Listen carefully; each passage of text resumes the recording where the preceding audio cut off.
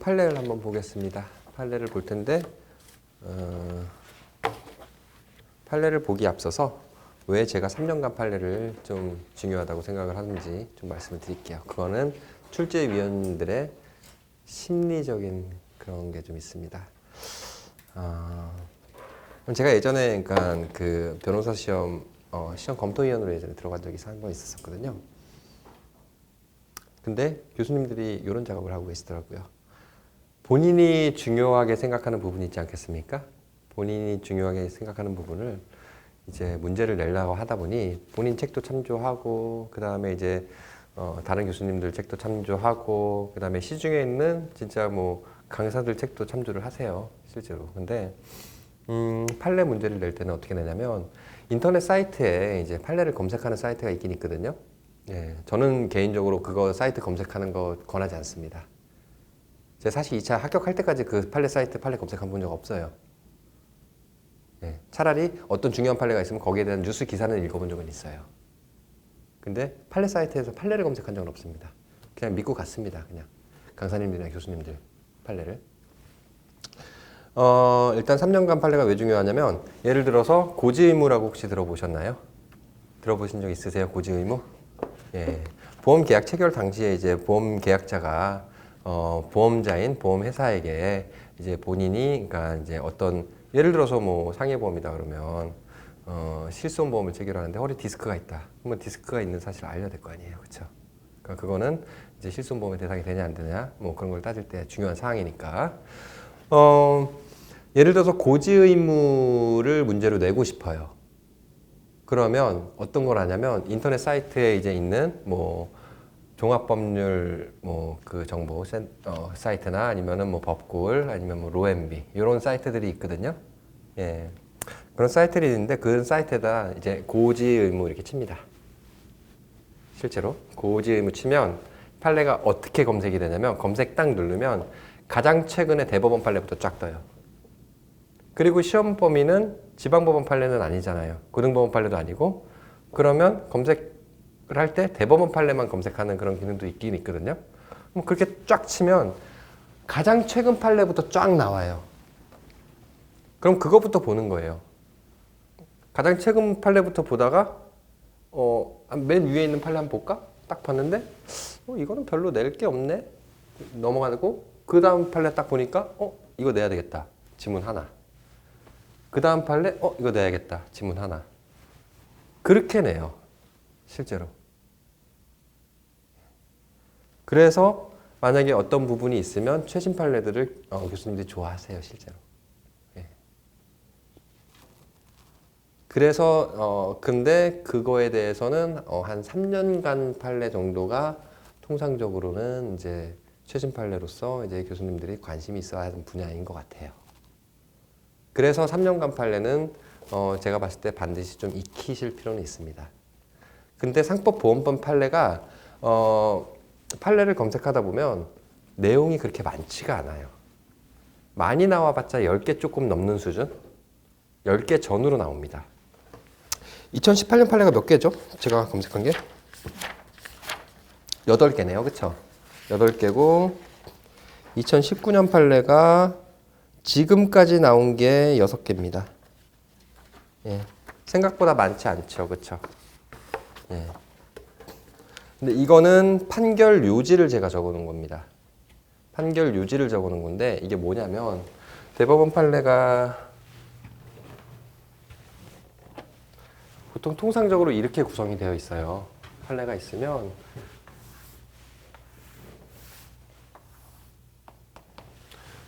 이제 뭐 이런 식으로 나오죠. 뭐 예를 들어서 2019도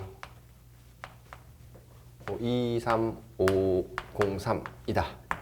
이러면 이게 무슨 의미냐? 도는 형사사건이니까 다로 해야 되겠네요. 자, 2019년에 다 민사사건을 얘기해요. 가나다는. 가가 1심, 나가 2심, 다가 3심이에요. 그리고 이거는 번호예요. 1번부터 쭉 순번대로 이제 번호를 매기는 거예요, 사실. 큰 의미는 없습니다. 그냥 배경지식을 알아두시는 거예요. 예. 그리고 통상적으로 이렇게 나오죠. 2018다. 그 다음에 2019년 3월 3일 선고 이렇게 나오죠. 그러면 선고일이 2019년 3월 3일인 거고 2018은 사건 접수를 얘기하는 거예요. 사건이 2018년도에 접수가 됐다는 거예요. 상고심에, 대법원에. 그런 취지고 이 부분에 대해서는 그냥 한번 그냥 배경 지식을 알아두시고 판례가 어떻게 나면은 첫 번째는 판시 사항이 나옵니다. 이거는 대법원 판례에 국한해서 그렇게 나오는 겁니다. 그리고 두 번째가 판결 요지.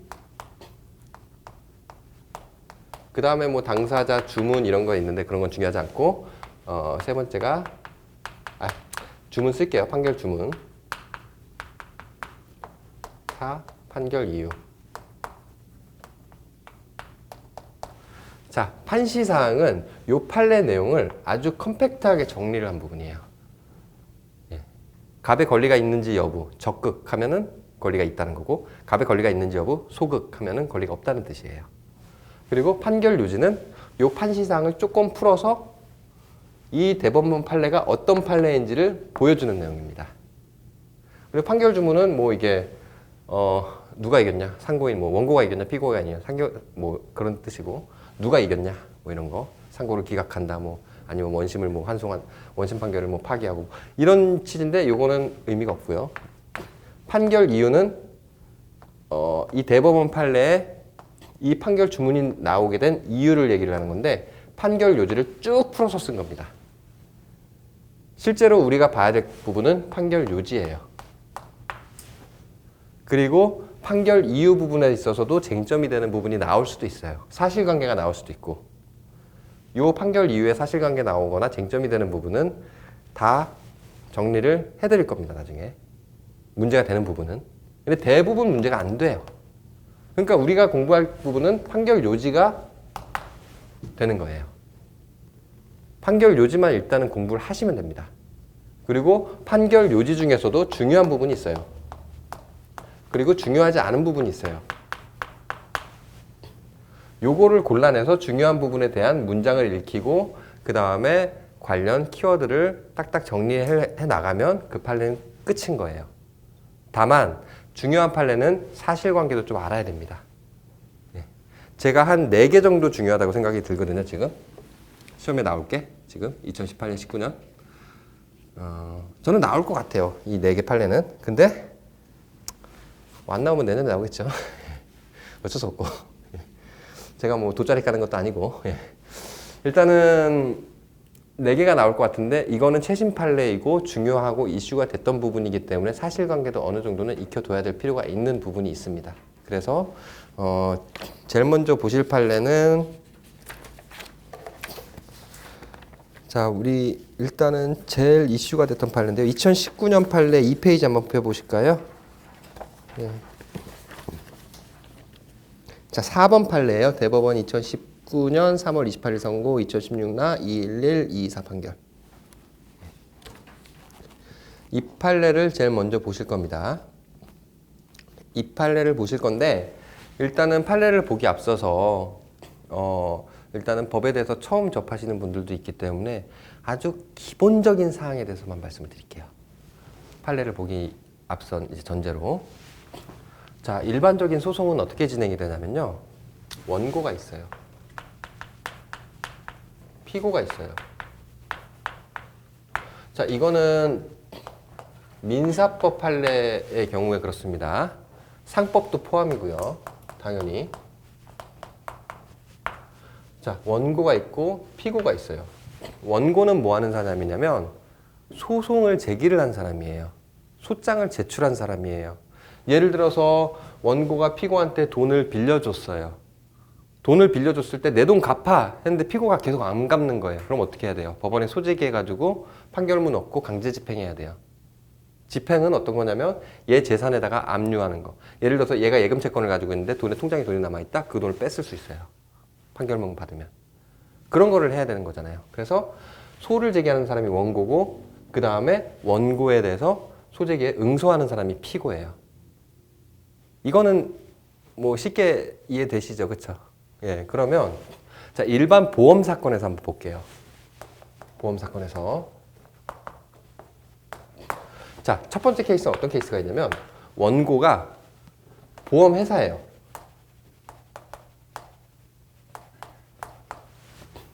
보험 회사고 피고는 여러 당사자가 될 수 있어요. 일단 보험 계약자라고 보험 계약자나 계약자 등이라고 할게요. 일단 여러 당사자가 있어서 이거 여러 당사자들 좀 볼 겁니다. 이따가. 자, 보험 회사가 나 보험금 안 내도 돼. 안 내도 되는데 얘가 자꾸 괴롭혀. 그러면서 채무 부존재 확인의 소송을 제기하는 경우가 있어요.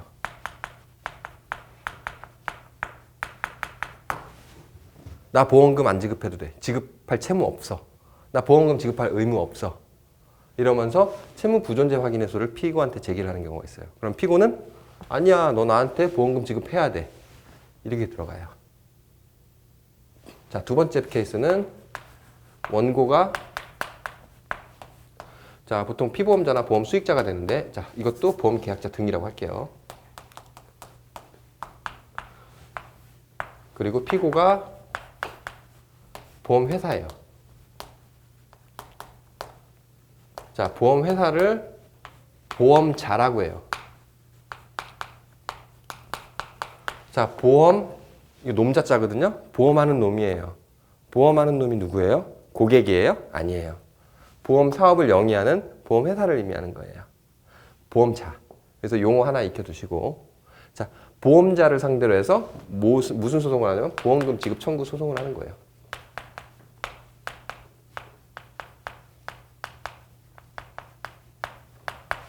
자, 소송은 케이스가 대부분이 이 두 케이스입니다. 물론 예외도 있겠죠.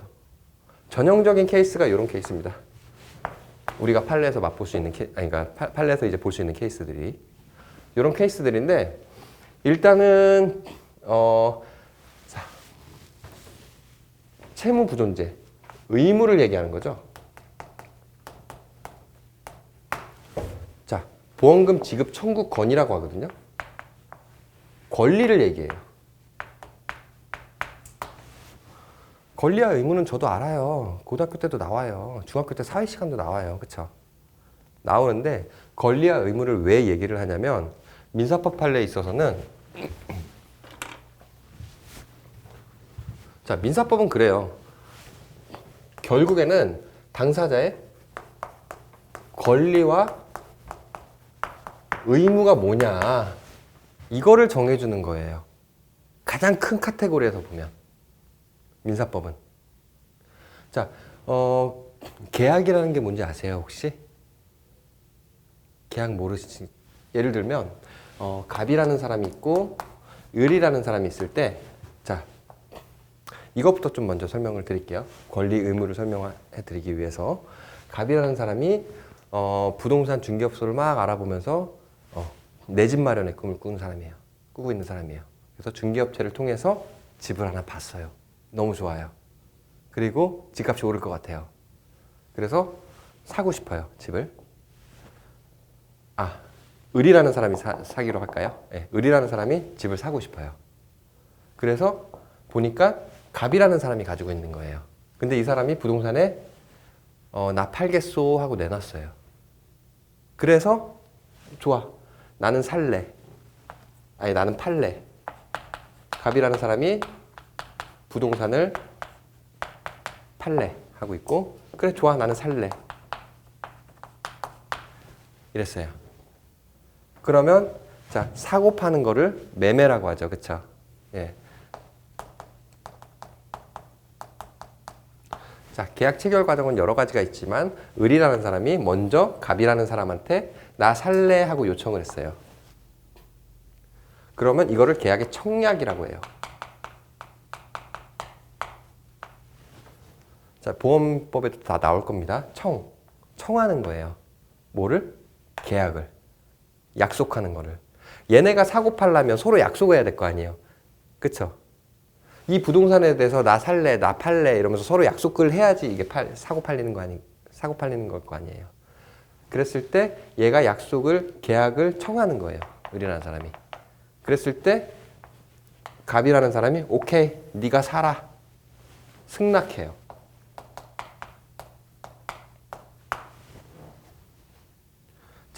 청약과 승낙이 있죠. 자, 요 청약과 승낙이 합쳐지면 계약이 성립된 걸로 봐요. 이거는 순전한 법률적인 용어에다.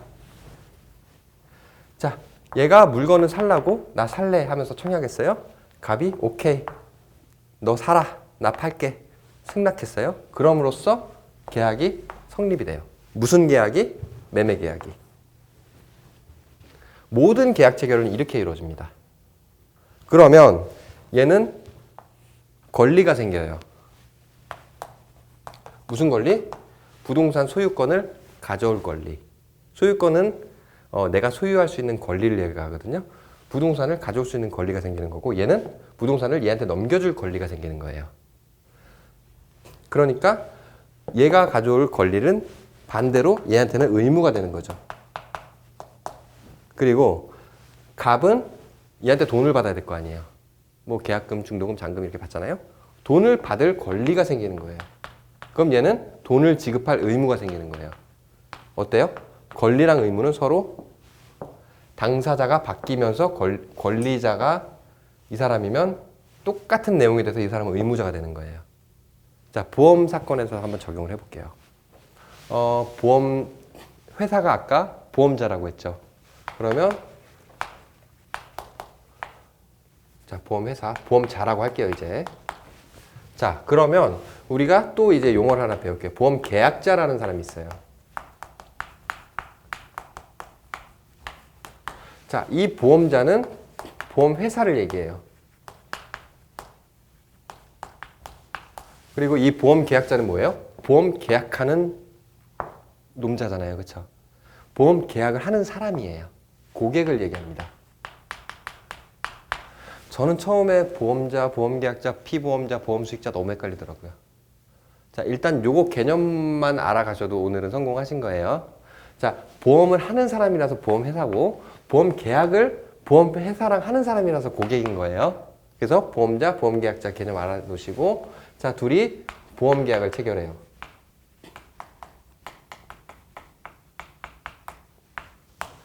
자, 일단은 보험계약자 통상적으로 이렇게 됩니다.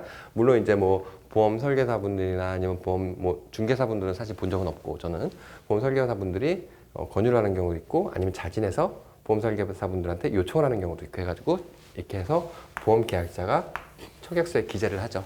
기재를 하면서 얘가 보험에 청약을 해요. 그러면 보험자가 확인을 하겠죠. 확인을 하고 전산상에 기재를 하면서 승낙을 해요. 요즘은 문자로 이렇게 보험계약이 승낙되었다는 내용을 통지를 해주기도 하더라고요. 예. 어쨌든 간에 얘가 청약했는데 나 보험계약 체결하고 싶어 너랑. 근데 어떤 보험계약이야? 나는 건물을 가지고 있는 건물주야. 예. 저의 꿈이기도 한데 예, 아직 건물이 없어서 자, 건물을 가지고 있는 건물주야. 건물에 대한 화재보험계약을 체결하고 싶어. 불타면은 내 건물 날아가잖아. 화재보험계약을 체결하고 싶어. 청약을 했어요. 그러니까 이 보험회사가 승낙을 했어요. 그러면 얘네 둘이 화재보험계약이 체결된 거예요. 이 보험계약이. 자, 보험계약이 체결하면 보험계약이 성립됐다고 봐요. 자, 여기서 아주 중요한 내용이 나오는데 보험계약이 성립되고 나서 효력이 발생해요. 성립과 효력이 똑같은 얘기는 아니에요. 근데 그 부분에 대해서 나중에 설명을 드릴게요. 이건 지금 말씀드리기는 조금 어려운 부분이 있어서 뭐 무효 취소 뭐 이런 것들이 막 나오거든요. 그러니까 너무 복잡하니까. 계약이 성립하고 나선 효력이 발생해요. 효력이 뭐냐? 권리 의무인 거예요. 자, 보험계약자는 뭘 내야 될까요? 첫 번째, 보험료를 내요. 자, 보험계약을 유지하기 위한 요금이라고 생각하세요. 자, 얘가 요금을 내야 나중에 돈을 받을 거 아니에요. 그렇죠? 예, 그렇게 생각을 하시면 편합니다. 그래서 보험료라는 걸 내요. 이 보험료는 다달이 납부할 수도 있고 한 방에 딱 내고 끝날 수도 있어요. 어쨌든 보험료를 내요. 얘가 보험료를 내야 요 보험자의 책임이 개시가 돼요. 그러면서 보험 사고가 나면 보험금을 지급할 의무가 생겨요. 그래서 어때요?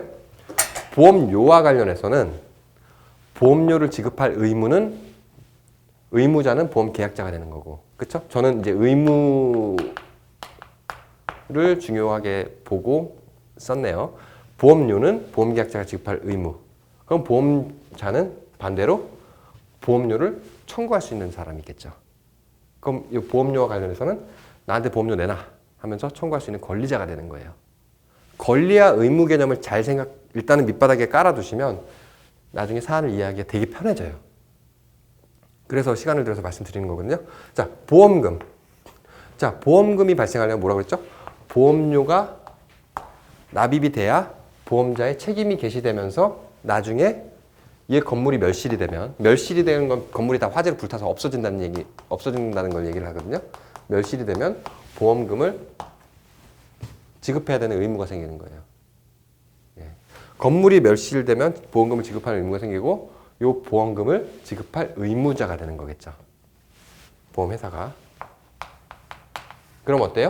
이 사람은 이 보험계약자는 자, 물론 경우에 따라서는 그러니까 사실 보험금을 청구할 수 있는 권리자는 보험수익자나 피보험자예요. 예. 그렇긴 하지만 어쨌든 보험계약자 측이라고 할까요? 이 측에서는 보험금을 청구할 수 있는 권리자가 되는 거예요. 의무에 상반되는 당사자는 의무에 상응하는 권리를 갖게 되는 거예요. 이게 자연적으로 생겨요. 그렇게. 그게 민사법 체계에서는 제일 중요한 거예요. 그리고 기타 효력을 보면 자, 이거 지금 보험법 전반적인 체계에 대해서 말씀을 드리는 거예요. 일단 자, 보험금 지급 의무가 가장 중요한 거고 보험료 지급 의무가 가장 중요하겠죠. 그렇죠? 자, 그러면 보험자 측에서는 또 어떤 의무가 생길까요? 자, 보험증권을 교부를 해요. 보험증권은 어떻게 나가냐면 보험증권에다가 보험회사 날인하고 보내줘요. 그렇죠? 그러면 그 보험증권을 받아놓고 얘가 보관해놓고 있죠. 보험계약자가. 예. 어쨌든 보험계약이 체결했다는 거를 알리기 위한 증거 서류예요. 이거는 보험증권. 그리고 약관이 있어요. 약관이 있으면 약관을 교부하고 설명할 의무가 있어요. 자, 약관의 개념에 대해서는 그러니까 좀 복잡한 내용이 있는데, 명칭, 형태, 범위, 불문하가 일방 당사자가 상대방 당사자에게 일정한 형식으로 어쩌고저쩌고 막 이게 약관 규제에 관한 법률이 있는데, 그런 내용, 이거는 그냥 약관은 계약서라고 생각하세요, 일단. 이게 법률이라는 학설도 있지만, 일단은 계약서라고 생각하세요, 약관을. 약관을 얘한테 줄 의무가 있어요.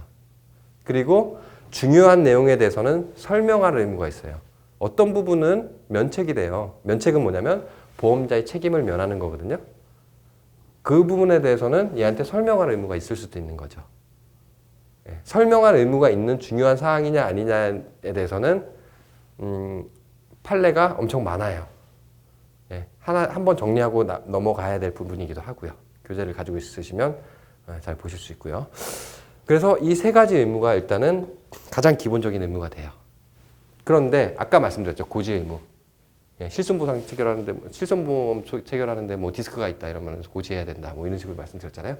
보험계약자 측에서는 고지 의무가 생겨요. 그리고 위험이라는 개념이 있거든요. 자, 위험이라는 개념은 사실은 그러니까 조금 보험의 개념을 설명할 때 사실은 쓰이는 도구긴 해요. 도구긴 한데 어쨌든 이 건물이 화재 발생을 할 위험이 높아지거나 이 건물과 관련한 상황이 환경이 변경이 되면 위험 변경됐거나 증가가 됐을 때 이거를 보험회사한테 통지를 해야 될 의무가 생겨요. 기타 보험사고가 발생하면 보험사고 통지할 의무가 생기기도 하고, 그런데 얘네는 계약이 성립되고 나서 권리 의무가 주어지는 것들이에요. 근데 보험계약에는 특이하게 계약 체결까지 고지를 해야 되고 계약 체결까지 약관 교부 설명 의무를 이행을 해야 돼요. 그래서 보험계약법 총칙 부분이 사실상 보험자와 이제 보험계약자 측과의 권리 의무로 구성이 되어 있어요. 이 권리 의무만 제대로 파악을 해도 총칙의 절반 이상은 공부를 하셨다고 보셔도 돼요. 일단 아주 개괄적인 내용만 그냥 말씀드린 거고 지금 이해 안 돼도 상관없습니다. 지금 이해 안 돼도 상관없고요. 어차피 공부하시다 보면 자연스럽게 아시게 될 부분입니다. 그리고 계약이 성립돼서 효력이 발생하고 나서 계약이 소멸되는 과정이 거치죠. 자, 이 부분을 설명을 하면서 제가 권리 의무까지 설명을 했어요. 왜? 자, 여기서 한번 볼까요? 자, 이게 지금 주요 테마가 보험금이에요, 사실. 이것도 마찬가지고.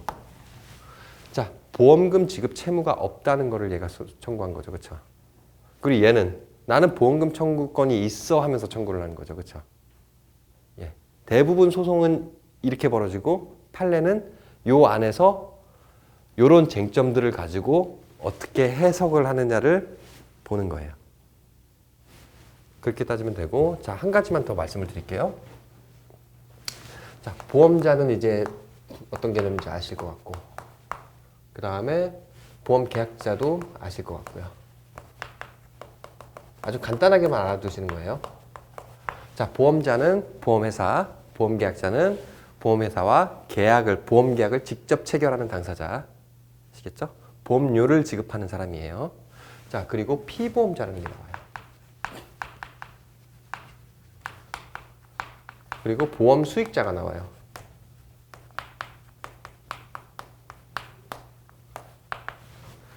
자, 일단은 이렇게만 알아둡시다. 보험 수익자는 인보험에만 나와요. 인보험에만 나오고, 인보험이 어떤 보험이냐면 생명보험, 상해보험, 질병보험. 예. 상해보험, 질병보험, 뭐 재산보험이라고도 하는데 어쨌든 보험계약법상 분류에 따르면 생명보험, 상해보험, 질병보험 이 인보험의 경우에만 보험 수익자의 개념이 나옵니다. 보험으로 인해서 수익을 얻는 자예요. 그러면 보험으로 인해서 수익을 얻으려면 보험회사로부터 보험금을 뜯어갈 수 있는 자여야 되잖아요. 그렇죠? 그래서 인보험에서는 보험금 청구권자가 누가 된다? 보험 수익자가 돼요.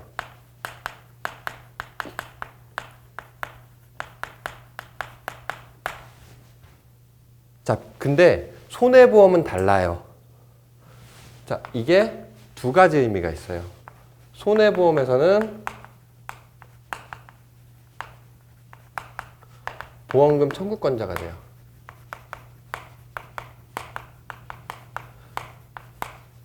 근데 이거 나중에 이해하셔도 돼요. 지금 모르셔도 돼요. 예. 그리고 인보험에서는 손해보험은 어떤 걸 얘기하냐면 뭐 여기 화재보험, 사람과 관계없는 보험들 있죠. 화재보험, 운송보험, 해상보험, 책임보험, 자동차보험, 보증보험. 일단은 생명보험, 상해보험, 질병보험을 제외한 나머지 보험계약법상 있는 그 보험들, 손해보험. 자, 어쨌든 간에 이걸 손해보험의 경우에는 피보험자가 보험금 청구권자 되고 인보험에는 자, 객체가 돼요. 대상. 생명보험의 대상이 되는 그 생명. 상해보험이 대상이 되는 그 상해보험의 대상이 되는 사람. 그거를 인보험에서는 피보험자라고 하거든요. 예를 들어서 생명보험에서 어떤 사람이 죽었어요. 그러면 그 죽은 사람의 그러니까 어떤 사람의 사망을 이제 목적으로, 그러니까 사망과 관련해서 보험계약을 체결했는데 그 사람이 사망했어요. 그럼 그 사람이 피보험자가 되는 거예요. 보험금 청구하는 자는 보험 수익자가 되는 거예요.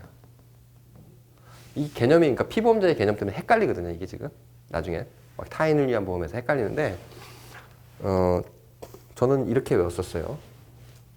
진짜 유치한 건데 참 유치하게 외워야 될 게 나중에 많이 생길 거예요. 저희가 얘기하기도 민망한데 보험 수익자 시옷, 손해보험의 시옷 두 개는 X. 네, 저는 일단 이렇게 했어요. 어떤 의미인지는 설명을 안 드릴게요.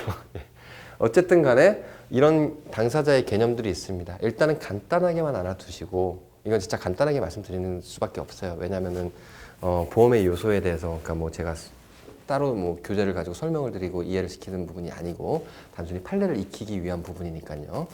일단 이 정도 알아두시고 그 다음에 태아보험 한번 들어가 볼게요. 자, 4번 판례. 일단은 이게 제가 사실관계를 조금 한번 구성을 해보겠습니다. 자, 원고가 이거는 사실관계도 어느 정도 좀 알아야 되는 것 같아서 그래요. 원고가 보험자예요. 여기서 피고는 보험 수익자예요.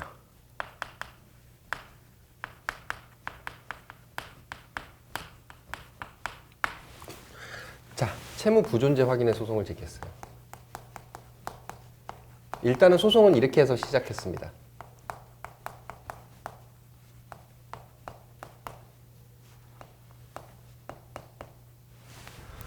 자, 나의 보험금 지급 채무가 없다는 거를 확인해 달라는 소송이에요. 이 소송은. 자, 그러면 어떤 사실관계가 있는지 한번 볼게요. 자,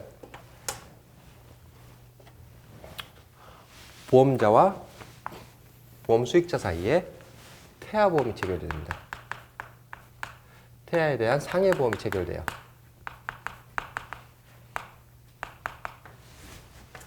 예.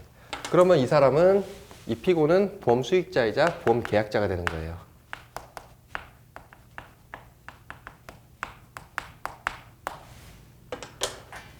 자, 보험 계약자, 보험 수익자, 피보험자는 같은 사람이 될 수도 있고 다른 사람이 될 수도 있어요. 일단 여기까지만 할게요.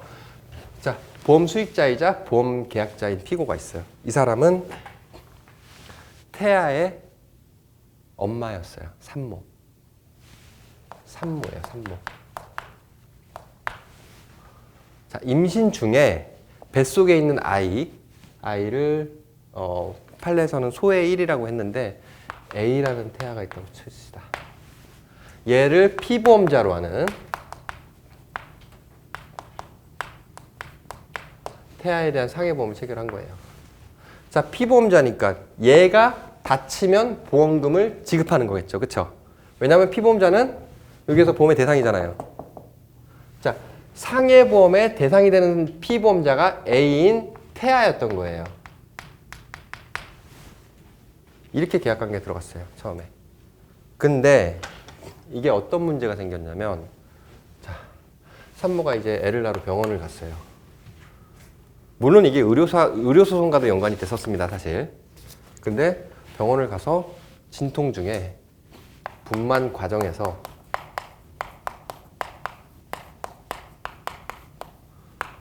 어떤 일이 있었는지는 저도 잘 모르겠어요, 이거는.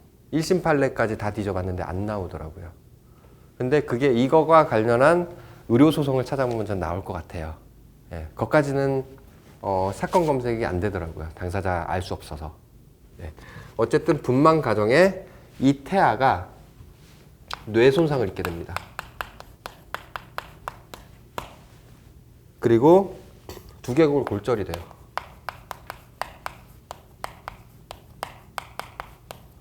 그래서 결국에는 시력을 상실하게 돼요. 불쌍하죠.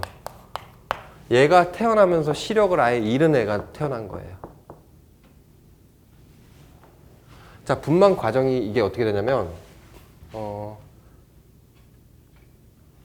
진통을 하잖아요. 그러니까 분만할 때 자연분만하면 일단 진통을 겪고 아기가 모체에서 이렇게 빠져나오잖아요. 그렇죠? 일부만 빠져나온 상태에서 이런 일이 벌어진 거예요. 그러니까 결국에는 이것과 관련해서는 이제 사람이 태어나서 언제 사람이 되고 언제까지 태아이냐, 이게 사실은 논쟁의 거리가 됐었어요. 자, 분만 과정에서, 그러니까 이게 지금 모체에서 전부 빠져나온 상태가 아니에요. 전부 빠져나왔다면 이거는 사람이에요, 사람. 근데 전부 빠져나왔지 않았기 때문에 얘는 태아가 되는 거예요. 이때 보험금을 지급해야 되냐 말아야 되냐, 이 사안이었던 거죠. 이것과 관련해서는 일단 이게 2차 과목에서는 나오긴 나와요. 이 부분. 사람의 시기. 사실 민법상 논입니다, 이거는. 자, 이게 태아와 사람을 구별해주는 기준이에요. 자, 사실상 민사법상의 요 의무, 그러니까 권리 의무의 주체는 사람이 돼요. 그걸 권리 능력이라고도 하는데, 권리 의무의 주체가 될 수 있는 사람이냐 태아냐 여기에 대해서 학설이 대립돼요. 첫 번째 진통설. 산모가 진통하고 나서부터는 사람이다. 이거는 형법에 있어서 다수설 판례 입장이에요. 형법에 있어서 다수설 판례 입장이에요. 왜? 진통하고 있는 중에, 진통하고 나서 태아가 일부 나오는 중에 모체에서 다 빠져나오지 않은 상태에서 애를 죽였다. 그럼 영아살인죄로 처벌받아요. 최대한 앞당기는 거예요. 그리고 일부 노출설이 있어요. 이거는 다수설적인 견해로 쓰이지 않고 있어요. 왜? 태아가 모체에서 일부만 빠져나갔을 때, 일부만 태아가 환경에 노출되었을 때 사람으로 보겠다는 학설이에요. 이거는 민법, 형법 둘 다 소수설. 그 다음에 다른 여러 가지 견해가 있지만 전부 노출설이 있어요. 전부 노출설은 모체에서 태아가 다 빠져나갔을 때 사람으로 보겠다는 얘기예요. 진통하고 일부 노출될 때까지는 태아로 보겠다는 견해입니다. 그러니까 이 사안에서 분만 과정에서 전부 빠져나오지 않은 상태에서는 태아가 되는 거겠죠. 전부 노출설에 의하면. 그쵸? 이게 민법상 다수설이에요. 전부 노출설이. 그래서 요 보험 회사가 뭘 주장을 했냐면 이 주장을 했어요. 자, 상해보험의 대상은 사람이다. 사람이지 태아가 아니다. 법 규정의 해석상 이렇게 됩니다. 실제로. 대법원 판례도 그렇게 언급을 했고요. 자, 첫 번째 주장. 두 번째 주장. 전부 노출설이 다수설이지 않느냐. 전부 노출설에 의하면 얘는 사람이 아니야. 태아야. 그렇기 때문에 상해보험의 보장 대상에 해당하지 않는 사람이 안 나. 이게 두 번째입니다. 세 번째. 사람으로 태어나야 그때부터 보험기간이 개시돼. 그리고 보험자의 책임이 인정되는 거야. 이때 보험사고가 일어나야 돼. 보험기간이 개시되는 거는 보험회사의 책임이 개시되는 기간이거든요. 보험기간이. 보험료를 내면서 보험자의 책임이 개시돼서 그때부터 보험기간으로 봅니다. 네, 이게 뭐 나중에 이제 보험기간이냐 보험계약기간이냐 막 차이가 있는데 어쨌든 이 세 가지 주장을 했어요. 제일 중요한 거는 이 두 가지 주장이에요. 사실. 요거는 부가적인 주장이고 1심부터 얘네 주장 다 까버렸습니다. 재판부에서. 1심은 서울중앙지방법원에서 판단을 했는데 거기 부장님은 정말 샤프하신 분이에요. 제가 실제로 아는 분인데 저도 그러니까 그분 판단을 받아봤는데 나이는 저보다 한 두세 살, 한 세네 살? 그 정도밖에 안 많은데 지금 부장판사 하고 있어요. 근데 정말 똑똑하세요. 그분은 이걸 깨버렸어요. 그냥 처음부터. 왜 깼냐? 어떤 논지로 깼냐? 대법원의 판결 요지랑 거의 비슷합니다. 자, 어떻게 깼는지 한번 볼까요? 4번. 자, 결론부터 나옵니다. 한번 그냥 소설책 읽듯이 한번 읽어보세요. 상해보험계약을 체결할 때 약관 또는 보험자와 보험계약자의 개별 약정으로 태아를 상해보험의 피보험자로 할 수 있다. 일단 이렇게 나와 있어요. 자, 그러면 태아를 상해보험의 피보험자로 인정하겠다는 거는 결국 너 보험금 내놔 이거예요. 자, 왜 소송이 벌어졌냐면 피고 측에서 약 1억 2천만 원 정도를 요구를 했어요. 그리고 의료과실로 의료소송을 제기를 했고요. 그랬더니 얘네가 이걸 거절했어요. 결국에는 이 둘 사이에 합의가 안 된 거예요. 금액적인 부분에 있어서 합의가 안 돼서 소송이 벌어졌던 건데, 일단은 자, 본문 내용을 보시면 태아를 딴 거 보시지 마시고 굵은 글씨로 태아를 상해보험의 피보험자로 할 수 있다. 자, 일단 이렇게 나와 있습니다. 그 다음 페이지 넘기시면, 자, 우리 굵은 글씨 위주로 볼게요. 자, 사실 첫 번째 문장도 중요한 문장이긴 한데, 급격하고 우연한 외래사고로 인한 신체 손상, 사실 그러니까 상해보험 약관에서 중요한 내용이긴 한데 일단 넘어가겠습니다. 태아를 피보험자로 할 수 있는 근거로서 굵은 글씨 쳐진 거 한번 보시겠어요? 태아의 피보험자 적격이 명시적으로 금지되어 있지 않대요. 네. 태아의 피보험자 적격이 명시적으로 법에서 금지하지 않고 있다는 거예요. 제한하고 있지 않다는 거예요. 법에서. 생명보험 같은 경우는 피보험자의 자격에 대해서 제한을 하고 있습니다. 왜냐하면 부정하게 보험금을 취득할 목적으로 보험계약을 체결할 수 있는 그런 이제 악의로 이제 보험계약을 체결하는 사람들이 많기 때문에 생명보험 계약은 피보험자의 자격을 제한하고 있는데, 상해보험에서는 그 자격 제한하는 그 규정을 적용하지 않아요. 그걸 준용한다고 하거든요. 네, 그게 그러니까 좀 상해보험에서는 중요한 논점이긴 한데, 어쨌든 그래서 긍정하는 논거를 쓴 거고, 그 다음에 두 번째 줄에 이제 두 번째 그 헌법상부터 굵은 글씨 보시면 그 다음 줄에 자, 보호해야 할 법익이 존재하고 보호의 필요성도 본질적으로 사람이랑 다르지 않다는 점에서 보험 보호의 대상이 될 수 있다. 일단 이렇게 얘기를 했고요. 자, 그 다음에 여기에서는 이제 정확하게 나오진 않는데 결국은 이겁니다. 아니, 네가 채무가 없다고 하는데 그러면 태아 상해보험 상품을 니네가 왜 만들었어? 왜 만들어서 판매해? 그러지 말았어야지. 사실 그게 재판부의 대법관과 재판연구관들의 머릿속에 들어있는 생각이고 1심부터 판사들이 그 얘기를 했어요. 1심에서 이 얘기를 했습니다. 계약 자유의 원칙. 이거는 그냥 들어두세요. 계약을 체결하는 거에 있어서는 당사자들끼리 자유로 정할 수 있는 거야. 그렇기 때문에 요 태아에 대한 상해보험도 마음대로 체결할 수 있는 거야. 태아도 보호할 가치가 있고 명시적으로 피보험자 제한 규정이 없잖아. 그러니까 계약 자유의 원칙상 태아도 상해보험의 피보험자 자격이 인정돼야 되는 거야. 그게 1심 판례의 논지였습니다. 논지였고, 그 밖에 근거로는 그런 게 있어요. 뭐 약관상 제가 좀 적어오긴 했었는데 한번 읽어드리면, 보험증권상 보험기간은 출산하기 5개월 전부터로 기재가 되어 있었어요. 보험증권에. 예. 그러면 이미 보험기간이 개시됐다고 봐야 되는 거잖아요. 그렇죠? 그런 측면도 있었고, 그 다음에 보험청약서에 피보험자란에 태아라고 기재가 이미 되어 있었어요. 그런 상황에서 어떻게 그러니까 사람으로 태어나야 이거 상해보험의 피보험자 주체를 인정하겠느냐, 이런 논지도 사실은 깔려 있었습니다. 어쨌든 간에 우리는 결론적으로 태아가 상해보험의 객체가 된다.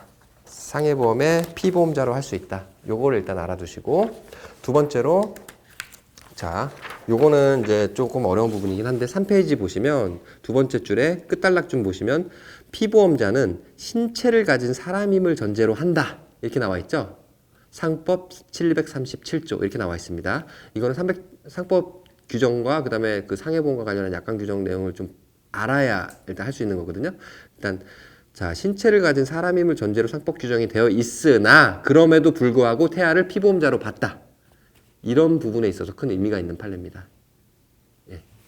그래서 저는 이게 지문 하나 정도로 나올 수 있을 것 같아요. 뭐 예를 들어서 지문을 만들면 이렇게 나올 수 있겠죠.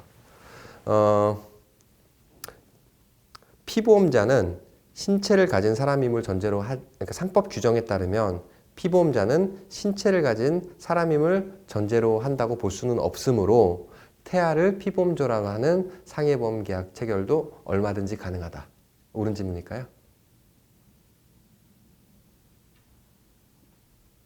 어려우시죠? 그쵸? 자, 다시 한번 말씀드릴게요.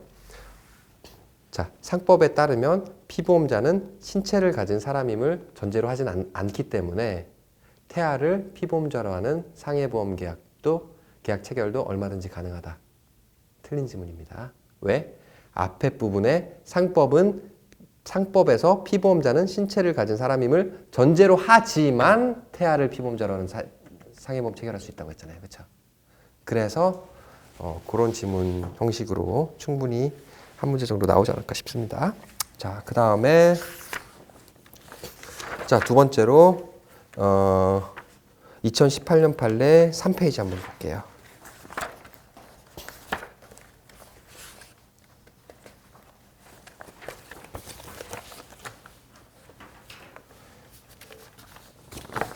사실 이 판례는 민법 규정과 민법을 아는 사람들은 상당히 헷갈리는 판례입니다.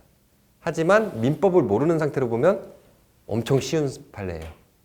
오히려 이거는 아는 게 오히려 더 그러니까 아는 게 많을수록 더 어려운 판례입니다, 사실은. 그렇기 때문에 민법을 잘하는 교수님들 같은 경우는 이거에 대한 평석을 지금 막 쏟아내고 있어요. 그리고 실제로 막 이렇게 언론에서 나왔고, 태아보험 같은 경우는 실무에서 조금, 그러니까 보험회사들, 그러니까 보험업계에서 좀 문제가 됐던 판례인가 하면, 이 판례는 교수님들이 엄청 평석을 많이 쏟아내고 있는 판례예요. 교수님들이 오히려 중요하게 생각한다는 판례인 거죠. 그래서 이 두 번째 판례 설명드리는 이 판례는 사실상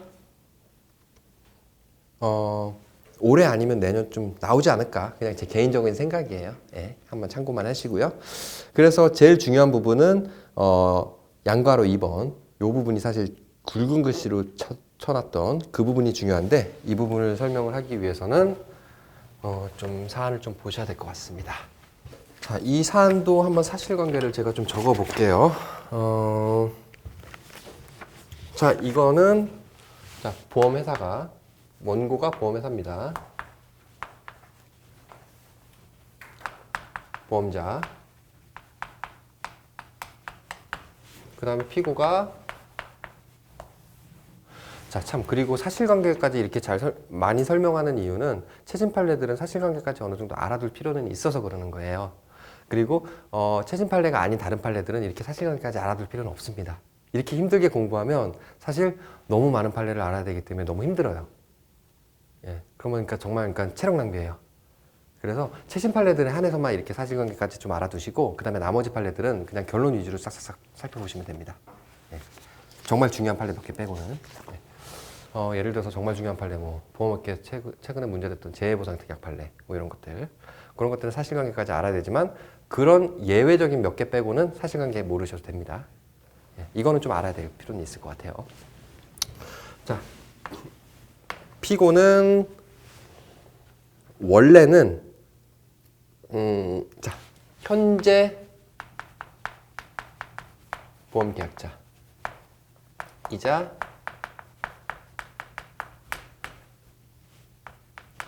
보험 수익자 이고요. 자, 그 이외에 다른 사람이 또 나옵니다. A란 사람으로 적어볼까요? A란 사람은 이 피고의 배우자입니다. 피고의 배우자이자 피보험자입니다. 피보험자. 자, 이게 상해보험이었거든요. 상해보험에 문제가 됐던 사람의 신체는 A의 신체가 되는 거겠죠. 그렇죠? 그리고 피고의 배우자이자 전 보험계약자예요. 전 보험계약자.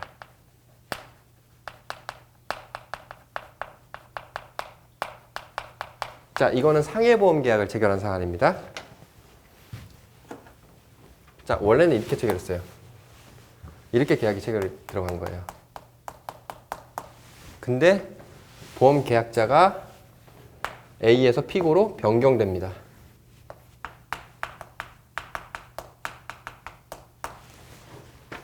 그리고 피보험자, 보험 수익자의 지위는 그대로 남아있는 거예요.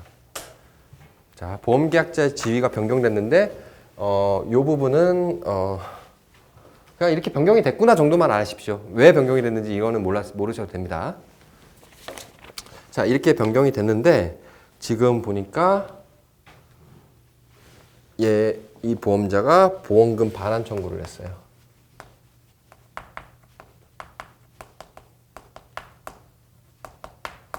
자, 보험금 반환이 뭐예요?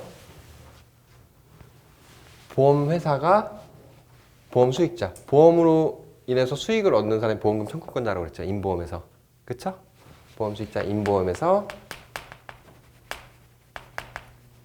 보험금 청구권자.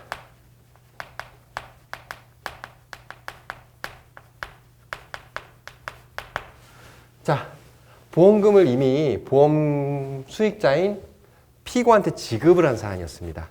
지급을 했는데 나중에 알고 보니까 이 보험계약이 무효야. 무효니까 이 보험계약이 무효야. 무효니까 나한테 보험금 내놔. 이렇게 소송한 겁니다. 자, 무효로 본 근거는 무효라고 하는 거는 민법 103조 위반. 자, 이거는 몇 조라는 표시예요. 독일어로. 예, 보통 많이 씁니다. 1조 이러면 1조, 32조. 뭐 이런 식으로 많이 씁니다. 실제로. 예. 이거 몇 조라는 뜻은 요거는 몇 조라는 뜻입니다. 예. 왜 103조 위반으로 무효로 받냐면 103조는 그거거든요. 선량한 풍속 기타 사회 질서를 위반한 법률 행위는 무효로 본다는 거예요. 선량한 풍속 기타 사회 질서를 위반한 법률 행위가 뭐가 있을까요? 우리나라에서 인정되지 않은 예를 들어서 첩계약. 그렇죠? 첩계약. 그러니까 첩 아시죠? 첩. 혼인은 그거잖아요. 우리나라는 그러니까 일부 일처제잖아요. 그렇죠? 첩계약 무효. 그다음에 도박, 뇌물수수.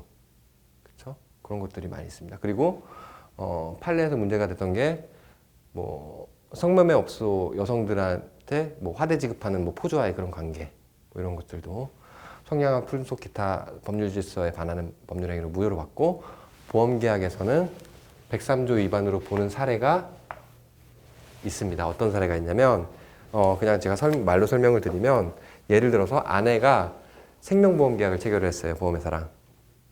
보험 수익자를 자기로 놓고 그 생명의 대상이 되는 피보험자를 남편으로 놓고요.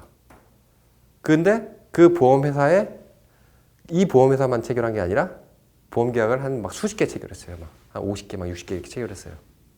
체결해 놓고 아내가 남편을 죽입니다. 죽여서 보험금 타요. 그런 사람 많죠, 그렇죠? 은근히 많습니다, 그거. 그런 사안을 그런 경우에 사실 상법 규정만 따지면 보험금 줘야 돼요, 보험회사가. 근데 그건 너무 부당하잖아요, 그렇죠?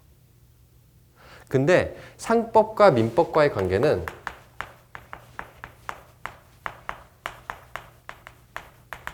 상법이 특별법으로서의 역할을 하고 민법이 거기에 대한 그냥 기본법으로 역할을 해요.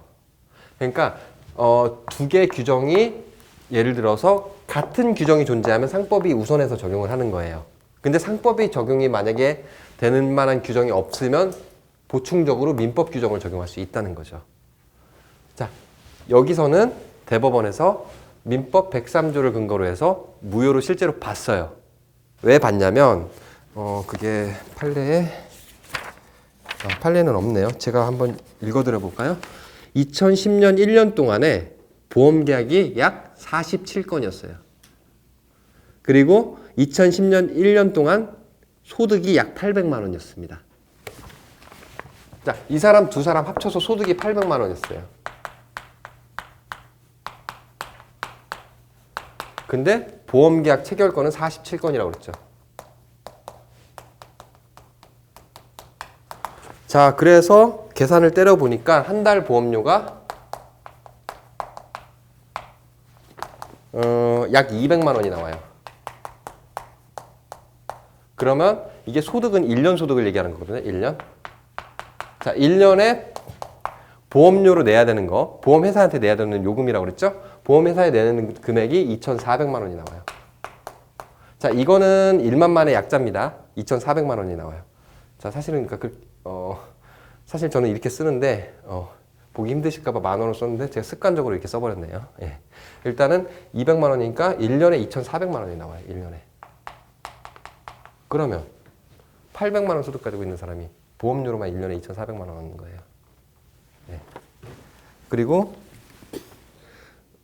이로써 이 상해로 해서 엄청나게 많은 이제 소득을 얻게 됩니다. 보험금을 몇 억씩. 보험회사에서 그걸 발견을 한 거예요.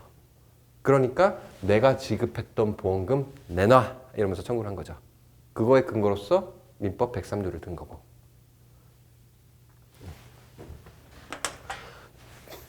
자, 사실관계, 요런 사실관계들이 좀 있었어요. 자, 그 밖에 103조 위반, 자, 103조 위반을 설명을 안 드렸는데, 민법 103조 위반으로서 보험계약이 무효가 되는 거는 이겁니다. 103조 위반으로 무효가 되는 이유는, 자, 요게 있어야 됩니다. 보험금을, 이건 판례가 맨날 똑같이 나와요. 부정하게 취득할 목적으로 보험계약을 체결한 경우에 103조 위반으로 무효로 그 당해 보험계약을 무효로 봅니다. 근데 여기서 조심해야 될 게, 자, 이걸 한번 잘 뜯어볼까요?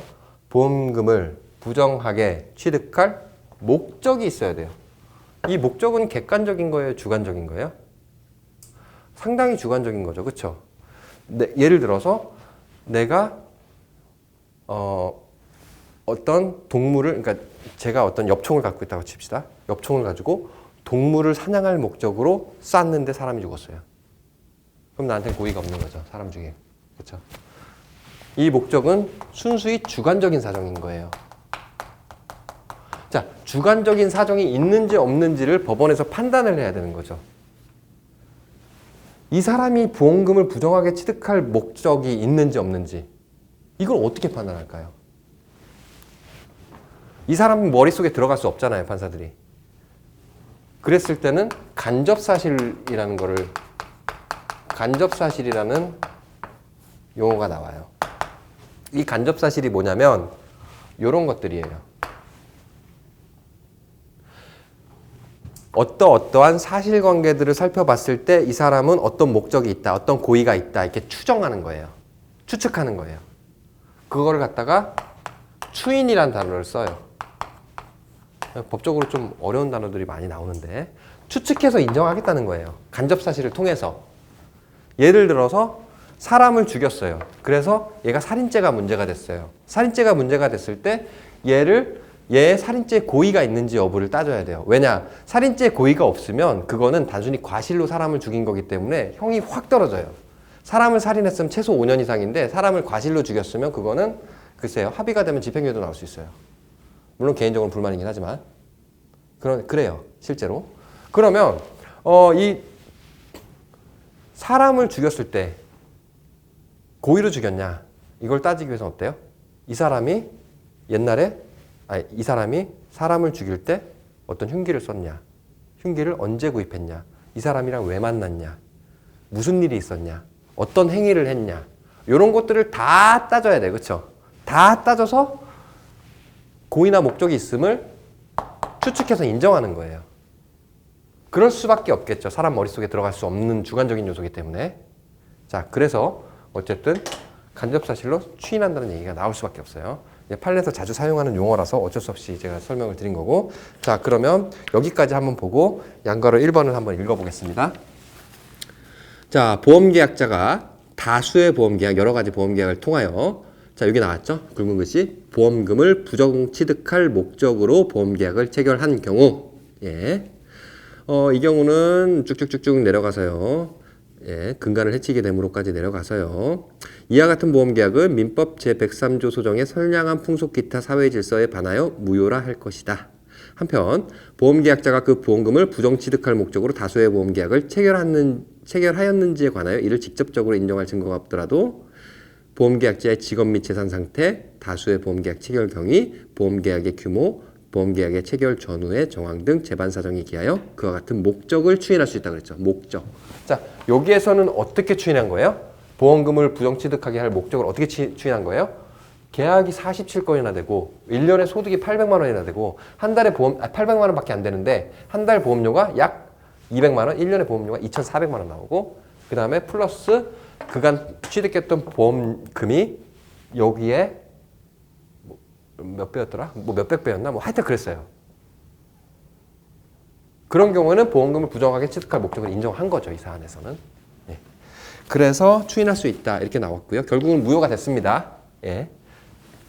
무효가 됐고, 자, 그러면 보험금을, 자, 여기서 이제 중요한 논점이 나오는데, 실제로 이게 지금 교수님들은 학설 견해가 대립이 상당해요. 왜냐면, 자, 그러면 얘가 보험금을 과거에 얘한테 지급한 거잖아요.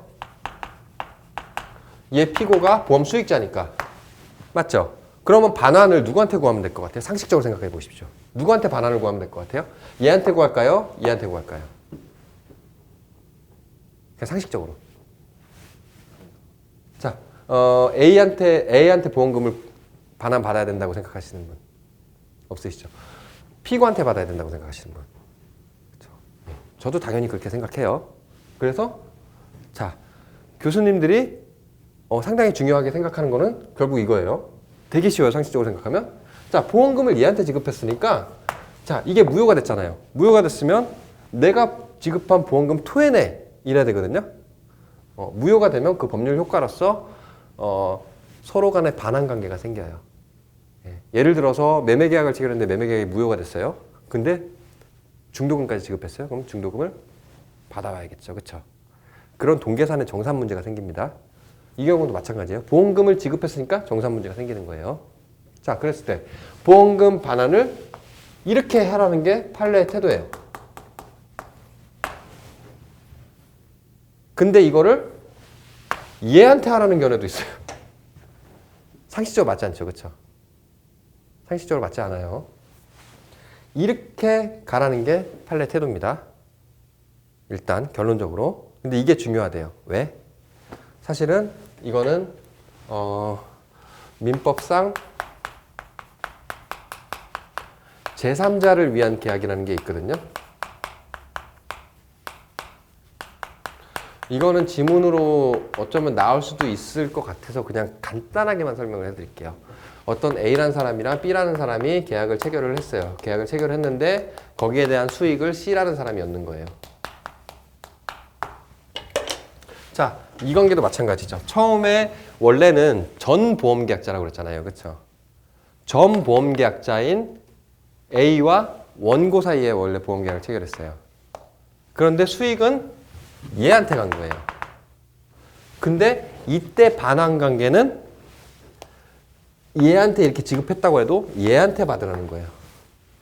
왜? 계약 관계가 얘네들끼리 있고 얘는 단순히 수익자이기 때문에. 이게 민법 논리입니다. 판례 논리예요. 배치되잖아요. 이 논리에 따르면 현재 보험계약자는 얘긴 하나 과거의 보험계약자가 얘기 때문에 보험 수익자랑 보험계약자가 만약에 그러니까 보험계약자 얘가 아니라고 쳐봐요. 얘한테 받아야 된다는 거죠. 이 논리에 따르면. 이 논리에 배치된다는 거예요. 이 대법원 판례도 거기에 대한 근거가 명확하지 않다는 거예요. 이런 평석이 나오긴 해요. 근데 이 정도까지만 내용을 아시면 되고요. 근데 항소심이랑 대법원이랑 판단이 바뀌었어요. 사실은. 항소심은 어떻게 얘기를 했냐면 그래, 이 얘기 맞아. 제3자를 위한 계약에 있어서는 당사자들끼리만 문제가 돼. 근데 계약자가 현재 피고로 변경됐잖아. 계약자로 변경됐으니까 피고한테 줘야 되는 거야. 계약자인. 그러니까 항소심 논리는 뭐예요? 계약자가 변경이 안 됐으면 A한테 주란 얘기예요. 무슨 얘기인지 이해되세요? 계약자가 변경이 안 됐으면 A한테 주란 얘기예요. 변경이 됐으니까 B한테 주는 게 옳다는 얘기예요. 결론에 있어서는 차이가 나진 않지만 그 근거에 있어서는 차이가 나는 거예요, 지금. 근데 대법원에서는 어떠냐? 계약자 변경 상관없어. 계약자 변경 상관없고 보험회사는 보험 수익자한테 보험금을 지급한 거는 얘가 자신의 의무를 이행한 거기 때문에 얘한테 반환받으면 끝나. 이 제3자를 위한 계약 쌩 까버린 거예요. 그래서 사실은 교수님이 중요하게 생각하는데 사실 우리 입장에서는 그거 생각하지 말고 처음에 요거 생각하시면 돼요. 다만 지문에서는 이렇게 뜰 수가 있죠. 제3자를 위한 계약의 효과로서 보험금 반환 청구를 인정했다. 뭐 이런 식으로 해가지고 틀린 지문으로 나올 수도 있고, 요거랑 연관지어서 문제가 나올 수도 있어서 혹시 해서 높아심에 말씀을 드린 겁니다. 예. 내용을 너무 깊게 가긴 했어요, 사실.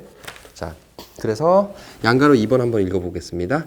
보험계약, 이건 다 읽어보겠습니다. 보험계약자가 타인의 생활상의 부양이나 경제적 지원을 목적으로 보험자 사이에 타인을 보험 수익자로 하는 생명보험이나 상해보험 계약을 체결하여 보험 수익자가 보험금 청구권을 취득한 경우, 자, 보험금 청구권을 취득한 경우 보험자의 보험 수익자에 대한 급부는 의무라고 생각하시면 됩니다. 쉽게 채무, 의무 이런 거거든요. 보험자의 보험 수익자에 대한 급부는 보험 수익자에 대한 보험자 자신의 고유한 채무를 이행한 것이다. 따라서 보험자는 보험계약이 무효됐거나 해지되었다는 이유로 보험 수익자를 상대로 하여 그가 이미 보험 수익자에 급부한 것에 반환을 구할 수 있고, 이것은 타인을 위한 생명보험이나 상해보험이 제3자를 위한 계약의 성질을 가지고 있다 하더라도 달리 볼 수 없다. 이건 뭐예요? 맨 마지막에 제3자를 위한 계약의 성질을 가지고 있다라고 하더라도 달리 볼 수 없다. 이거랑 다르게 판단하겠다는 거예요, 대법원에서는. 그렇죠? 항소심에서는 그렇게 판단하지 않았어요. 하지만 대법원에서는 이거랑 상관없이 이거는 니네 보험계약에서 적용되지 않는 논리야. 이거 들먹거리지 마. 난 그냥 얘네 둘 사이의 관계에 있어서 반환관계만 생각할래. 이게 대법원 판례의 논리입니다. 이게 근거가 없다는 비판이 좀 많아요. 어쨌든 그렇고, 자, 그 다음에 세 번째 판례는 책임보험과 관련한 부분을 좀 보려고 했는데 시간이 조금 애매해서 어떻게 조금 더 진행을 하는 거 괜찮으십니까? 지금 9시인데 조금만 더 한두 개만 더 하겠습니다. 일단은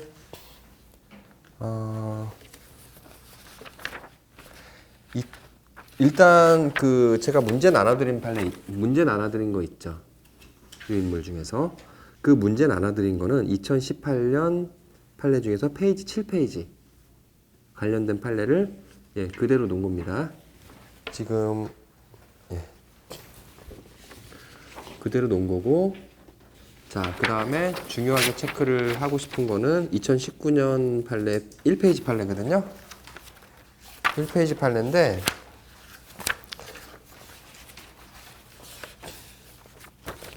자, 이거는 일단은 5%라는 결론만 알아두십시오. 직접 청구권의 지연손해금의 이율은 5%다. 네. 자, 그리고 2019년 판례 맨 마지막에 자꾸 페이지를 막 계속 왔다 갔다 해서 좀 죄송합니다. 자, 2019년 판례 5페이지에 보시면 내용을 요약해 놨어요. 나중에 막판 정리하실 때 이렇게 그냥 내용만 적어 놓고 그 다음에 추가적으로 여기 정리를 해 놓고 키워드만 정리를 해 놨었거든요. 제가 지금 키워드를 정리한 상태에서 요거만 봐서 이해가 되면 넘어가시면 되고, 요거만 봤는데도 이해가 안 가면 추가적으로 내용 조금만 집어넣으시면 최신 판례 다 정리되는 거예요. 요 안으로.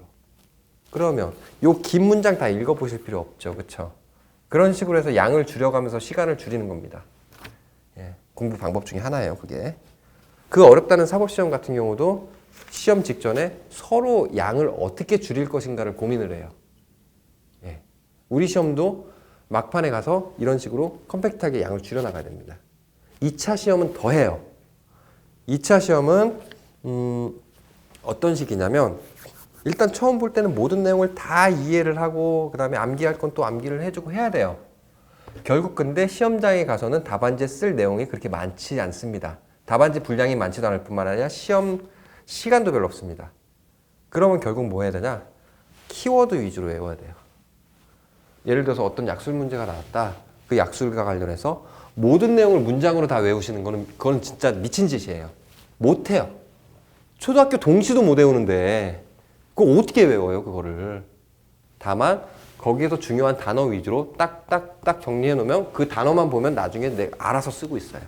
실제로 그렇습니다. 나중에 쓰기 훈련하실 때 키워드 위주로 중심으로 해가지고 컴팩트하게 정리하시면서 쓰는 연습을 하시면 됩니다. 그렇게. 뭐 물론 이제 주제 넘은 얘기긴 하지만 저는 2차 과목을 가르치지 않고 있긴 하지만 주관식 시험은 다 그렇습니다. 생각보다 쓸 분량이 별로 없어요. 안 돼요. 답안지 쓸 분량, 답안지 자체가 일단은 양도 적을 뿐만 아니라 그 시간도 많이 쓸 분량이 안 나와요. 그러면 간단 명료하게 핵심만 딱딱딱 집어넣어야 돼요. 문장 길게 할 필요도 없고 수식어를 막 넣을 필요도 없고 그냥 간결하게 그냥 핵심만 딱딱딱. 그렇게 쓰는 사람들이 점수 높더라고요. 대부분 그렇습니다. 어쨌든 자 그러면 마지막으로 이 문제에 있는 판례를 한번 볼게요. 2018년 판례 7페이지입니다. 사실 기출문제 비슷한 유형의 문제가 여러 번 나오긴 했었습니다. 사실 이거 자 8번 자 양가로 1번 판례인데 자 이 부분에 대해서 설명을 드리려면 좀 상속 관계에 대해서 좀 말씀드릴 필요는 있을 것 같아요. 상속 제가 알고 있기로는 손해사정사 시험 준비하시는 분들 상속관계에 대해서 엄청 잘 알고 계시는 걸로 알고 있는데 자 그래도 한번 설명해 보겠습니다. 자 사람이 죽습니다. 자 갑이라는 사람이 자, 한글로 할게요. 한글로 어줍지 않게 좀 한자 좀 쓴다고 좀 한자로 맨날 쓰고 막 그러거든요. 네, 제가 좀 뭐 그냥 좀 지루하실까봐 좀 하나 말씀드리면 제 아기가 7살인데 아기랑 한자 시험 봅니다. 한자 능력 검정 시험 있죠. 네, 지난달에 아기랑 같이 시험 봤고요. 그 다음에 2월에 또 시험 봐요. 아기가 한자 되게 좋아하거든요. 근데 문제는 원서 사진을 올리는데 원서 사진이 저 혹시 그거 보셨습니까? 홈페이지에 이렇게 배너로 뜬 제 사진? 그게 제 원서 사진이거든요. 한자 능력 검정 시험에. 그거를 원서 사진으로 하니까 제 옆방에 이제 저희 팀 변호사가 야, 너 무슨 한자 능력 검정 시험 보면서 무슨 뭐 대선 나가냐? 막 이러더라고요. 예. 그런데 가만히 생각해 보니까 그런 것도 있어요. 애기보다 더 잘 봐야 되나? 못 봐야 되나? 애기보다 못 보면 개무시할 텐데. 애기보다 잘 보면 애기 슬퍼할 텐데. 못 보면 또 동네방네 자랑하고 다닐 텐데. 아빠 망신시킬 텐데. 이런 생각도 들고 또 그런 생각도 한편 드는 거예요. 만약에 시험 주최 측에서 그런 거 많아요. 그러니까 저희 연수원 동기 형이 왜 시험을 봤는지 모르겠는데 9급인가 7급 시험 보고 떨어졌대요. 근데 변호사가 시험 떨어졌다고 신문에 대문짝만하게 나온 거예요. 만약에 아기를 위해서 엉망으로 쳐가지고 떨어져주면 신문에 대문짝만하게 나오는 이런 생각도 좀 해보고 어쨌든 저도 지금 아기 때문에 같이 한자 막 공부를 하고 있는데 이번에 하나 틀렸습니다. 하나 틀린 게 그냥 재미삼아 자 요거가 몇 획이냐 저 틀렸습니다. 예. 애기는 맞췄어요. 애기가 이것도 틀리냐고 저 완전히 막 개무시하더라고요. 자 요거가 몇 획인지 저한테 정답을 알려주시는 분은 제가 커피 쏘겠습니다. 나중에 예. 자, 잘 생각해 보시고요. 쉽지 않아요. 전 틀렸어요. 자 그러면 이제 이 8번 판례를 한번 보겠습니다. 자, 다 지워버렸네요. 상속 준비 얘기하다가. 자, 또 한문 쓰려고 그러네. 자, 갑이라는 사람이 있습니다. 갑이라는 사람이, 배우자 을이 있어요. 자, 보통 남자랑 여자랑 있으면 남자가 먼저 죽죠. 그렇죠? 여성들이 수명이 더 길다고 합니다. 이 사람 남자라고 해볼까요? 남자? 네. 그리고 이 사람들 사이에 아이들이 병이랑 을이라는 아이가 있었다고 칩시다. 자, 근데 이 사람이 죽었어요. 사망했습니다. 그러면 이 사람을 피상속인이라고 합니다. 망인이라고도 해요. 판결문에 망인이라는 단어가 많이 나옵니다. 그럼 죽은 사람이에요. 피상속인이라고 나오는데 항상 그렇습니다. 법 과목에서 법 공부를 하다 보면 피자가 많이 쓰여요. 사람에서. 당하는 사람을 얘기를 한다고 생각하시면 돼요. 당하는 거. 상속을 당하는 사람이에요. 그럼 죽으란 얘기죠. 그렇죠? 자, 너 나한테 상속당할래? 죽으란 얘기예요. 어쨌든 피상속인, 죽은 사람이에요. 그러면 나머지 사람들은 상속인들이 되는 거예요. 상속인. 자, 일단 결론부터 다 상속인이 되긴 해요. 아, 이거 을이랑 정이라고 쓰고. 다 상속인이 되긴 하는데 다만 상속 순위가 있습니다.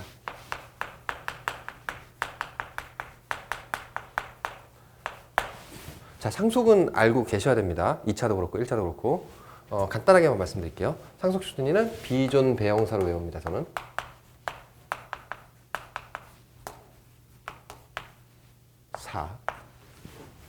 네. 자, 비존이라는 배 나온 형사가 있다. 이렇게 외웠습니다. 저는. 어쨌든 그러니까 막 진짜 막 수단 방법을 가리지 않고 외우십시오. 외워야 되는 거는. 예. 예, 특히 2차 같은 경우, 목차 같은 경우 저는 막 원성당 제절판이라고 외웠거든요. 원인, 성질, 당사자, 제한, 절차, 판결. 한 제도에 대한 약술 문제였습니다. 그렇게 미친 듯이 그런 식으로 막 외운 적도 있어요. 뭐 양체인, 속황, 막 이상한 단어들 막 해가지고 예전에 그거 두 문자 따시잖아요. 뭐 칼카나마, 아나철, 리주납, 수구순. 지금도 기억나시지 않으신가요? 그렇죠? 그렇듯이 외워야 될 거는 진짜 수단 방법을 가리지 않고 외우십시오. 제가 아까 막 이런 거 말씀드렸잖아요. 이런 거. 그렇죠? 얼마나 어처구니 없는 일입니까, 이게. 그렇긴 하지만 이렇게라도 머릿속에 집어넣어야 됩니다. 아시겠죠? 예, 저보다 더 유치한 짓을 하면서 외우는 사람들도 엄청 많아요, 진짜. 실제로는. 어쨌든 비존 배형사고요. 1순위, 2순위, 얘는 놓고, 자, 그 다음에 순서가 이렇게 됩니다. B는 비속. 직계 비속입니다. 아들, 딸을 얘기해요. B는 아래로 내려간다는 뜻이에요. 직계 비속. 자, 이건 직계 존속.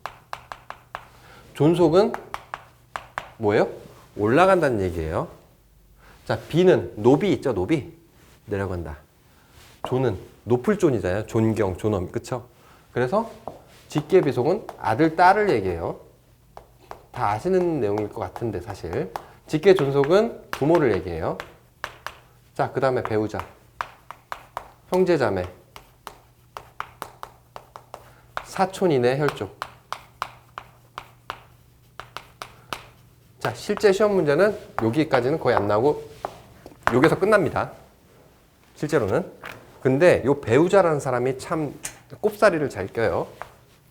배우자라는 사람은 자, 예를 들어서 직계 비속과 직계 존속과 배우자가 아니, 직계 비속과 직계 존속이 그러니까 남았다. 사람이 죽고. 그러면 상속인은 직계 비속이 되는 거죠. 그렇죠? 엄마 아빠는 상속 못 받아요. 자식이 상속받는 거지. 그러면 자, 이 상태에서 예를 들어서 A랑 B 사이에 태어났는데 A랑 B가 살아 있어요. A랑 B는 상속인이 될 수가 없는 거예요. 아래로 내려가니까. 얘네가 1순위 상속인이 돼버리니까 얘네는 날아가는 겁니다. 형제자매는 물론이고 사촌인의 혈족도 마찬가지고요. 직계혈족도. 그래서 아들, 딸이 1순위가 되는 건데 아들, 딸이 1순위가 됐을 때 배우자도 같이 1순위가 됩니다. 불렀어요. 자, 아들, 딸이 없어요. 배우자가 그러니까 남자가 죽었는데 아내가 애가 안 태어난 상태에서 죽었어요. 그래서 부모가 상속인이 됐어요. 그랬을 때는 같이 1순위로 상속인이 됩니다. 배우자는. 그러면 배우자 혼자 남았을 때는요. 다 죽고 형제자매 있고 배우자 혼자 다 먹습니다. 먹는다는 표현 좀 그렇다. 사람 죽었는데. 그렇죠? 상속인이 됩니다. 그래서 어쨌든 직계 비속, 직계 존속, 배우자 이 셋 간의 관계를 알아두시면 되고 자, 상속 비율이 나와요.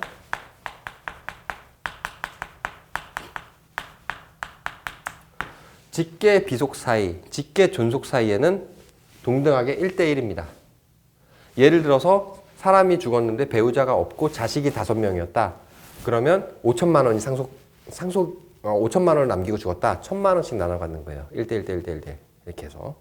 만약에 4명이서 죽었는데 5천만 원을 남기고 죽었다. 아니 4명이서 죽었는데 아니 4명이 자식인데 6천만 원을 남기고 죽었다. 1대1, 1대1이니까 얼마죠? 1,500인가요? 예, 1,500씩. 그런 식으로 상속이 되는 거고. 근데 상속 비율이 배우자는 또 다릅니다. 얘는 꼽사리 끼는 데다가 상속 비율까지 높아요. 근데 배우자한테는 그런 대우를 해줄 만한 이유가 있겠죠. 그쵸? 배우자와 그 다음에 직계 비속 사이의 상속 비율은 1.5 대 1입니다. 네. 그러면 우리 한번 문제를 한번 풀어볼까요? 갑이라는 사람이 7천만 원을 남기고 죽었다고 생각해 봅시다. 이렇게 하지 말고 좀 꼬아서 적극 재산 9천만 원. 물론 사람마다 조금 다르긴 합니다. 소극 재산이 있었어요. 소극 재산 채무입니다. 채무. 자, 여기서 한 가지 말씀드릴게요. 적극 재산은 내가 가지고 있는 플러스 재산을 얘기해요. 내가 가지고 있는 부동산, 내가 가지고 있는 예금 채권, 내가 가지고 있는 보험금, 환급 청구권, 뭐 이런 것들. 내가 가지고 있는 재산을 얘기해요. 뭐 자동차, 뭐가 있을까요? 하여튼 간에 뭐 보물, 뭐 이런 것들. 근데 소극 재산은 내가 가지고 있는 채무예요. 내가 어떤 사람한테 돈을 줘야 되는 거예요. 돈을 빌렸어요. 특히 은행에 그러니까 신용대출을 받았어요. 이런 것들. 소극 재산이 2천만 원이라고 쳐봅시다. 그러면 얘의 상속 재산은 9천만 원에서 2천만 원을 빼야 되겠죠. 그래서 7천만 원이 되는 거예요. 7천만 원으로 확정이 된 상태에서 지금 부모는 날아가고, 자, 그래서 자식들이 2명 있고요. 배우자가 있죠. 1.5 대 1대 1로 1순위 상속인이 되는 거죠. 그쵸? 그러면 이걸 어떻게 계산하면 되냐? 일단 의뢰상속분 한번 볼까요? 의뢰상속분은 7천만 원에다가, 자, 분수 계산 아시죠? 자, 법 공부할 때는 분수 계산만 잘 하시면 됩니다.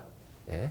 계산이 2 이상 안 나와요. 제가 볼 때는 1.5 더하기 1 더하기 1분의 1.5 이렇게 상속분이 나오겠죠.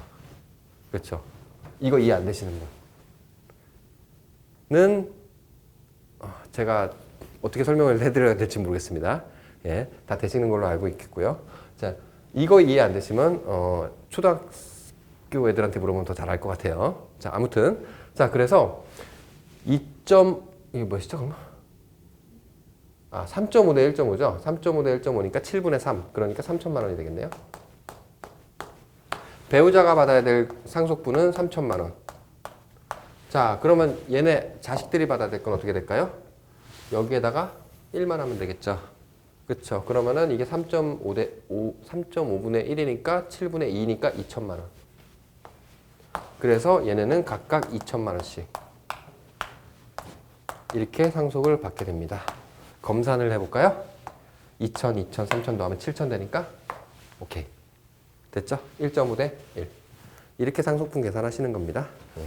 요 정도 알면 되지 않을까 싶어요. 상속과 관련해서는. 자, 일단은 그래서 요 부분에 대해서 이제 문제를 한번 이제 판례를 한번 설명해 볼게요. 상속분을 확인한 상태에서 이제 판례를 보시고 문제를 한번 풀어보겠습니다. 자, 사안을 한번 보시면 상해 결과로 피보험자가 사망할 때 사망보험금이 지급되는 상해보험에서 보험계약자가 보험수익자를 단지 피보험자의 법적 상속인으로만 지정했대요. 자, 어떤 사안이냐면 이런 사안입니다. 갑이라는 보험회사가 있고요. 얘는 보험자입니다. 그 다음에 을이라는 보험계약자가 있습니다. 근데 얘가 어떻게 계약을 체결한 거냐면 내가 다쳐가지고 죽으면 상속인들이 돈을 받게 해줘. 이렇게 한 거예요. 법정상속인. 법정상속인이 뭐냐면 법에서 정한 상속인을 얘기해요. 그래서 법정상속인은 비존 배영사 순위대로 해가지고 우선순위 되는 사람들이 법정상속인이 되는 겁니다. 이 사안에서는 부모는 법정상속인이 아니고 자식들과 배우자만 법정상속인이 되는 겁니다. 그래서 여기서 법정상속인을 보험수익자로 정했어요. 자, 그 다음에 내가 다쳐서 죽으면 이 사람이 피보험자가 되겠죠. 그렇죠? 네, 피보험자. 이 사람 몸에 대한 보험이니까요. 자, 그리고 한 가지 유념해 주셔야 되는 게, 자, 사람이 상해를 당해서, 상해는 다치는 걸 얘기합니다. 상해를 당해서 사망했을 때 이게 상해보험의 대상이야? 아니면은 사망보험의 대상이야? 라고 물어볼 수 있습니다. 사망보험은 이제 생명보험의 일종이거든요. 생명보험은 일정한 시기에 사람이 죽으면 정액으로 지급되는 사망보험, 그 다음에 일정한 기간까지 생존했을 때 지급되는 생존보험, 그 다음에 생명과 사망을 동시에 담보하는 생사혼합보험이 있거든요. 그래서 생명보험의 종류 중에 하나입니다. 자, 이 경우에 뭐로 담보할 건데? 자, 먼저 얘가 튀어나왔죠? 얘로 담보를 하게 됩니다. 아시겠죠? 상해보험의 종류에는 상해로 사람이 사망한 경우에는 상해보험의 대상입니다. 이거 과거의 기출 문제예요. 네. 어쨌든 어려운 부분은 아니에요. 나중에 상해보험 부분 이제 공부하다 보면. 자, 그래서 법정 상속인으로 이제 지정을 했습니다. 그리고 계약은 얘네들끼리 보험 계약을 체결한 거겠죠. 자, 보험 계약은 그렇게 체결한 거고, 그 다음에 요 법정 상속인에는 누가 있었냐면, 자, 배우자, 자녀가 있었습니다. 예, 자녀 1인, 배우자 1인이겠죠? 2인 안 되죠? 예. 자, 그렇게 있었습니다. 그렇게 있었을 때, 자, 한번 보시죠. 일단은 요거부터 문제가 됐습니다. 법적 상속인으로 보험 수익자를 지정을 한 게 이게 유효하냐? 유효하다고 봤습니다. 네. 자, 그래서 다시 한번 읽어볼게요. 상해의 결과로 피보험자가 사망한 때 사망보험금이 지급되는 상해보험에서 이제 좀 이해가 되시죠? 상해의 결과 사망한 때 사망보험이 지급되는데 무슨 보험이라고요? 상해보험. 아시겠죠? 상해보험에서 보험계약자가 보험 수익자를 단지 피보험자의 법적 상속인으로 지정할 경우 특별한 사정이 없는 한 그와 같은 지정에는 장차 상속인이 취득할 보험금 청구권의 비율을 보험금 청구권, 예를 들어서 보험금이 예를 들어서 뭐 얼마가 나온다. 한번 많이 한번 해볼까요? 한 1억 원이 나온다. 1억 원이 나오면 요 1억 원을 이 보험금을 어떻게 나눠 갖는 거예요? 상속분에 의하도록 나눠 가지라는 얘기예요. 당연한 법리일 수도 있습니다. 자, 상속분에 의해서 나눠 가지라는 건데 이거 이외에 다른 결과가 나올 수 있을까요? 저는 생각이 안 나요. 1대1로 나눠 가지 이상하잖아요. 그렇죠? 법정 상속인으로 얘기를 했는데 그래서 보시면 특별한 사정이 없는 한 그와 같은 지정에는 장차 상속인이 취득할 보험 청구권 비율을 뭐에 의하도록? 상속분에 의하도록. 상속 비율을 얘기해요. 1.5대 1. 그 다음에 비속끼리는 1대1이 되겠죠. 그렇죠? 네. 상속분에 의하도록 하는 취지가 포함되어 있다고 해석함이 타당하다. 따라서 보험 수익자인 상속인이 여러 명 경우 각 상속인은 특별한 사정이 없는 한 자신의 뭐에 상응하는 범위 내에서 상속분 1.5대 1 뭐 이런 거 얘기하는 거죠. 상속분에 상응하는 범위 내에서 보험자에 대하여 보험금을 청구할 수 있다. 이렇게 해서 판례가 되고요. 판례가 이제 익혀지고요. 그래서 굵은 글씨 위주로 보시면 됩니다. 나중에 정리하실 때는. 그렇죠? 예. 사실관계 그림만 하나 딱 그려 놓으시고 그다음에 이 굵은 글씨만 딱 보면 끝나요, 사실. 예. 그렇게 정리를 하시는 거고. 자, 마지막으로 이제 문제 한번 볼게요. 자, 제가 12월 말에 이제 책이 나오거든요. 제 책이. 근데 제 책은 문제는 다 이런 식으로 구성이 되어 있어요. 한번 그냥 맛배기로 그냥 혹시 몰라서 알려드리는 건데 제 책에 있는 문제는 이런 식으로 구성이 되고 나중에 문제풀이반은 제가 따로 문제를 제작할 겁니다. 기출문제랑 해서 진도별로 해서 문제를 제작할 건데 진도별로 해가지고 미리 예습을 해서 모의고사를 볼지 아니면 그냥 문제풀이반은 형식으로 할지 사실 고민 중에 있어요. 예. 미리 예습을 해서 모의고사를 보고 강의를 들으면 아무래도 조금 날 것 같은 생각이 들긴 한데 어떻게 할지 사실 고민스럽긴 합니다. 그리고 어떤 문제를 낼 거냐면 그거는 마이크 끄고 말씀드릴게요. 나중에. 일단은 문제를 한번 읽어보겠습니다. 보험자인 갑과 을은 피보험자를 보험 수익자를 을의 사망 시 법정 상속인 그 외에는 을로 하여 상해보험 계약을 체결하였다. 자, 원래 문제 형식은 이것보다 조금 더 디테일합니다. 근데 컴팩트하게 그냥 내용을 구성을 했어요. 그리고 보험계약의 내용은 을이 상해로 사망할 경우 보험 수익자에게 5천만 원을 지급하도록 되어 있다. 그런데 을이 상해로 인하여 사망하였다. 이때 갑의 배우자인 병은 갑에게 보험금 5천만 원을 청구하는 소를 제기하였다. 한편 을에게는 배우자 병과 자녀 정이 있다. 이거 문장 읽어보시면 이해되세요? 이게 머릿속으로 막 뺑뺑뺑뺑 돌아가가지고 그림까지 그려지시는 분은 정말 천재입니다. 천재. 예. 그런 분들은 정말 짧은 시간에 이제 진짜 잘하실 거예요. 근데 저는 솔직히 이 문장만 딱 읽어서는 제 머릿속에 안 들어옵니다. 안 들어와서 저는 그림을 그려요, 그냥. 자, 사례 문제 푸는 스킬 중에 하나는 문장이 복잡해요. 근데 그림으로 그리면 아주 단순합니다. 한번 그림 그려볼까요? 보험자인 갑과, 자, 보험자. 간단하게 보라고 쓰는 거예요, 그냥. 그리고 을은 갑과 을이죠. 갑과 을은 을은 자, 피보험자를 을로 놨대요. 피보험자를 그럼 P라고만 씁니다. 그리고 수익자를 자, 수익자. 자, 을이 사망 시에는 법정 상속인으로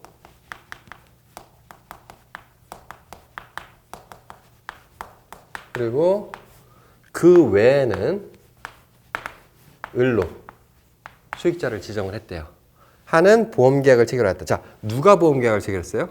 보험계약을 체결했는데 그 주어가 누구예요? 갑과 을이죠. 갑과 을은 있죠. 그러면 얘네 둘이 보험계약을 체결했으니까 을이 보험계약자가 되는 거겠죠. 그쵸? 예. 요렇게 놓고 한번 봅시다.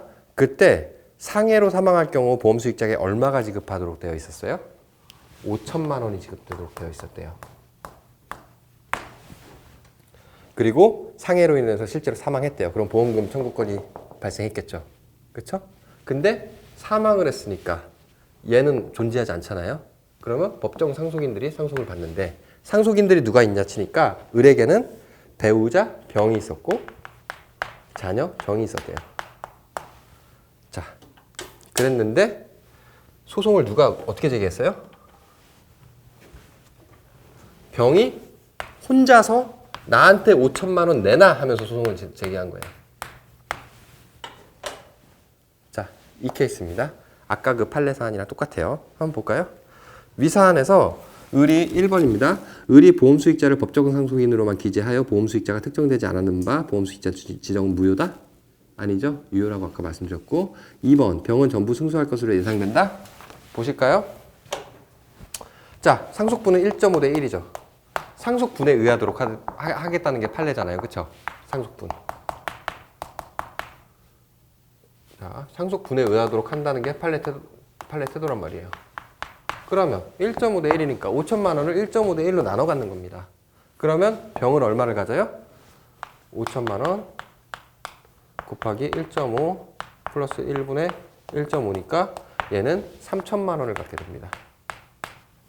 그리고 정은 5천만 원 중에서 자, 1.5 플러스 1 더하기 1이죠. 그러면 2천만 원을 가질 수 있게 됩니다. 그러니까 결국에는 갑은 병에게 3천만 원을 지급하면 되는 거고 정한테는 2천만 원을 지급하면 되는 거예요. 그쵸? 그런데 얘가 엄하게 5천만 원을 소송을 제기를 했어요. 그럼 판결은 어떻게 나올까요? 자, 이렇게 나옵니다. 실제로 판결은 갑은 병에게 3천만 원 및 이에 대한 지연손해 얼마를 지급하라 이렇게 나오고 그러니까 원금만 따질게요. 갑은 병에게 3천만 원을 지급하라. 나머지 병의 청구는 기각한다. 이렇게 나오거든요. 네. 기각은 패소하는 걸 얘기해요. 2천만 원 부분에 대해서는 병의 청구가 인정이 안 된 거잖아요. 그래서 나머지 부분은 기각이 되는 거예요. 근데 전부 승소하는 거예요. 자, 일부가 승소. 이걸 인용이라고 하거든요. 일부가 승소하고 일부가 기각되는 거는 전부 승소가 아닙니다. 예, 그래서 전부 승소하는 게 아니라 일부 승소만 하는 거죠. 그래서 3천만 원만 인용이 될 거고요. 위사안에서 병은 갑에게 3천만 원, 정은 갑에게 2천만 원을 각각 청구할 수 있다. 계산 때리면 바로 맞죠. 그렇죠? 예. 요 판례 하나만으로 이렇게 사례 문제가 구성되어서 나올 수 있는 거예요. 근데 그 모르겠습니다. 그러니까 처음에 서서 이게 이 사례가 좀 어렵다고 생각하시는 분들도 계실 거고, 쉽다고 생각하시는 분들도 계실 텐데, 쉽다고 생각하시는 이유는 이미 그러니까 사례를 보면서 판례를 봤기 때문에 그런 거예요. 그런 거니까 일단은 다시 한번 살펴보십시오. 나중에 공부하실 때, 공부하시면서. 그래서 나머지 판례들에 대해서는 뭐 그냥 한번 쭉 굵은 글씨 위주로 한번 읽어보시면 될 것 같습니다. 굵은 글씨 위주로 쭉 읽어보시면 되고요. 자, 이렇게 정리를 한번 해보세요. 2019년 판례 맨 마지막 같이 이제 내용 요약해가지고 개별적으로 좀 정리를 해보시면 아무래도 나중에 막판에 정리하실 때는 더 도움이 되고 아마 더 유리하게 될 겁니다. 예. 시간 절약을 할 수 있거든요. 그래서 여러분께서는 그렇게 생각을 하셔야 돼요. 같은 시간에 공부를 할 때 어떻게 효율적으로 내가 공부를 해서 높은 점수를 얻느냐. 남들이 60점만큼 공부를 하는 시간으로 나는 85점을 맞겠다. 예. 그러니까 제가 그러니까 누누이 아까 시간에 뭐 이렇게 뭐 책을 내 거로 만들고 뭐 어쩌고저쩌고 막 얘기를 했잖아요. 그 얘기를 하는 거는 같은 시간을 공부를 하면서 내가 점수를 높은 점수로 합격을 하기 위해서는 그런 방법들이 대체적으로 쓰여지니까 그런 방법을 취하시면 아무래도 수험 생활 하시는데 유리한 고지를 차지할 수 있을 것 같다 이런 생각이 들어요. 왜냐하면 사실상 그러니까 1차 시험은 어떻게 보면 2차 시험을 위한 수단입니다. 2차 시험 최종 합격을 위한 수단이에요. 수단인데 어떤 결과가 있었냐면 제가 처음에 그러니까 그거는 이제 비단 다른 시험들도 마찬가지일 거라고 생각을 해요. 사실 1차도 마찬가지거든요. 근데 제가 그러니까 사실 1차 시험을 봤는데 그때 그러니까 솔직히 말씀드리면 그러니까 제가 처음에는 평균 1점 몇 점 차이로 떨어졌어요. 평균 네 과목. 근데 두 번째는 평균 1점 차이로 붙었어요. 평균 1점 차이로 붙었을 때는 정말 노심초사하면서 그러니까 계속 커트라인이 얼마가 되냐. 저희는 이제 줄 세우기거든요. 1등부터 줄 세워가지고 이렇게 인원수로 잘라버리거든요. 근데 우리 그러니까 손해사정서 시험도 마찬가지입니다. 절대평가라고 하지만 60점대 전후로 나와봐요. 예를 들어서 평균이 뭐 61점 정도 나왔다. 너무 불안하잖아요. 그렇죠? 그런 상황에서는 공부 안 돼요. 저도 막 그때 아깝게 붙긴 했지만 노심초사하면서 시간 다 허비하고 결국에는 동차는 아예 포기해버렸어요. 그러고 나서 제시 떨어지고 다음에 1차를 봤는데 그때는 이제 그때 커트라인이 73점이었는데 제가 81점이 나왔어요. 안정적으로 붙은 거잖아요. 그렇죠? 그때는 어떻게 했냐면 그때 동차 공부를 했어요. 동차 시험 준비를 위한 공부를 했어요. 공부를 하는데 점수가 남으니까 당연히 붙겠거니 하고 생각을 하면서 2차 공부를 매진을 했어요. 합격자 발표 나오는 날도 그냥 딱 보면서 내 이름 있네. 다행이다. 그러면서 그 당시에는 약간 좀 꼴초였거든요. 그래서 커피 한 잔 마시면서 담배 한 잔 태우면서 다행이다 이러면서 다시 들어가서 공부했어요. 근데 시험 점수가 간단간단하게 나오면 그것과 상관없이 열심히 공부한다는 건 정말 쉽지 않은 것 같습니다. 저 같은 의지력을 가진 사람은 절대 못합니다. 심리적인 요소도 상당히 중요하거든요. 건강관리도 중요하긴 하지만 심리적인 게 정말 중요한 것 같아요. 그래서 여러분께서는 같은 시간을 공부하되 그거를 조금 더 효율적으로 공부를 해서 안정적으로 붙어놔야 2차 공부도 더 열심히 하실 수 있고 내년쯤에는 이제 내년 이맘때는 막 합격자들 이제 막 모임에 나가시고 할 수 있지 않을까 하는 생각이 좀 들어요. 그래서 1차는 2차를 위한 수단인데 이거를 안정적으로 한번 붙여보자. 근데 공부한 시간을 다른 사람들에 비해서 많이 가질 필요는 없어요. 비슷한 시간을 갖되 효율적으로 공부를 해서 높게 점수를 얻고 그 효율적으로 공부를 하는 와중에 2차 공부를 같이 하는 거죠. 그렇게 생각을 하셔야 됩니다. 수험 시간에 어차피 수험 기간 중에는 어차피 주어진 시간은 똑같아요. 사람이 아침 먹고 아침을 안 드시는 분들 그냥 바로 나가셔서 하루 풀로 돌려서 12시 반, 1시까지 공부를 하시잖아요. 9시부터. 뭐 공부하다가 보면은 좀 졸리기도 하고 뭐 밥 먹고 나서는 또 졸리기도 하고 막 이러잖아요. 잠깐 뭐 음료수 마시면서 쉬기도 하고 좀 이렇게 핸드폰도 보기도 하고 컴퓨터도 하기도 하고 한단 말이에요. 이런 시간을 해가지고 싹 다 합쳐가지고 하루 종일 공부한다고 쳤을 때, 근데 제 생각엔 그래요. 그러니까 1차 시험도 한 달 전에는 그러니까 하루 종일 공부해야 된다고 생각을 하는데, 하루 종일 공부를 했을 때 타임머치로 딱 찍어서 나오는 시간이 10시간이 넘으면 그날 정말 성공하신 거예요. 제가 사실 2차 합격할 때 공부를 진짜 열심히 했다고 생각을 했어요. 하루 16시간 공부했다고 생각했는데 타임머치 딱 찍으니까 10시간 나오더라고요. 딱. 하루 평균 시간이. 예. 그래서 어차피 주어진 시간도 똑같고 공부를 해야 되는 시간도 거의 비슷하다고 생각을 해요. 오히려 그런데 막 직장 다니시고 하시는 분들은 오히려 좀 시간이 적으세요. 다만 이제 관련 업무 종사하시는 분들의 경우에는 그만큼 배경 지식이 많이 있기 때문에 또 어떻게 보면 유리한 지위에 있으시기도 해요. 예. 어쨌든 각자 처한 상황이 다를 거고 각자 공부해야 되는 시간이 다를 테지만 최소한 막판에는 막판 한 달, 두 달 전에는 정말 그러니까 풀로 그러니까 공부를 그러니까 이거를 위해서 풀로 시간을 가동해서 어쨌든 막판 정리를 할 필요는 있을 것 같습니다. 1차건, 2차건. 예. 어차피 인생에 지금 이렇게 생각해요. 그러니까 다른 자격증을 막 따시기를 노력하는 분들도 계시겠지만 어쨌든 이 시험이라는 게 인생을 걸고 하는 시험이지 않겠습니까? 예. 모든 다른 자격증도 마찬가지지만 내 인생을 걸고 하는 시험이고 어쨌든 이 자격을 따기 위한 시험이기 때문에 그렇다고 한다면 까짓 거 그냥 죽을 듯 말 듯 한번 해보는 거죠. 뭐. 예. 그리고 나서 안 되면 어쩔 수 없는 거고요. 운도 있기 때문에. 근데 그렇게 하면은 대부분 다 요즘 뭐 어떤 시험이든 다 붙는 것 같더라고요. 네.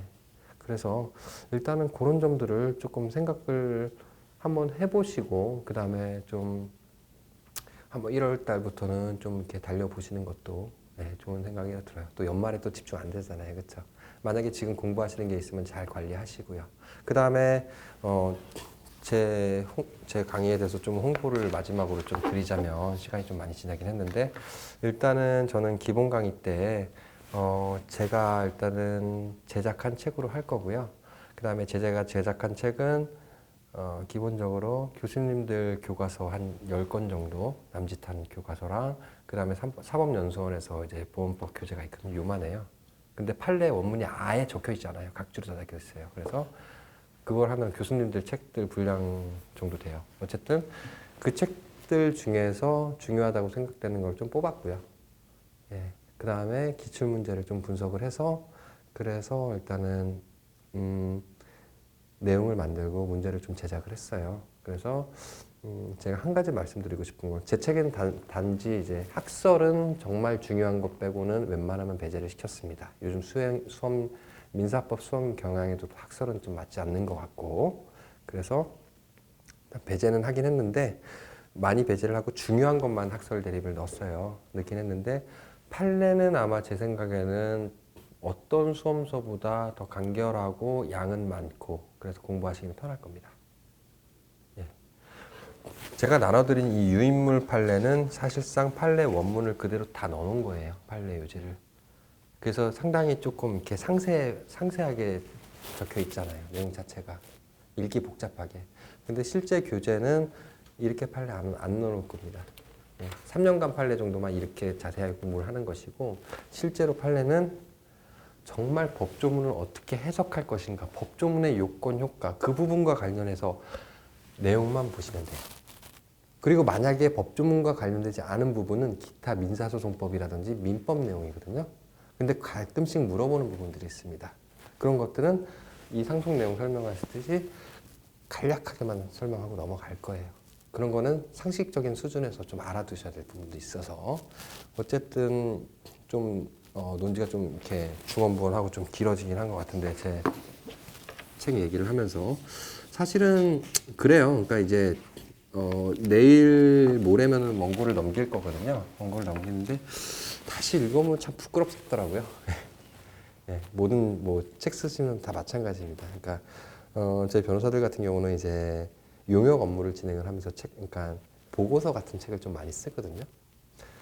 저 같은 경우는 이제 큰 프로젝트 하나 하면서 의사들 그다음에 뭐 환경단체 연합 이런 사람들 한 150명에서 이제 프로젝트를 하면서 한 2,000페이지짜리 책을 썼어요. 그 중에서 한 3, 400페이지를 저희 변호사들이 썼는데 제가 그 당시에 막내라서 제가 거의 다 썼습니다. 저 죽는 줄 알았습니다, 진짜.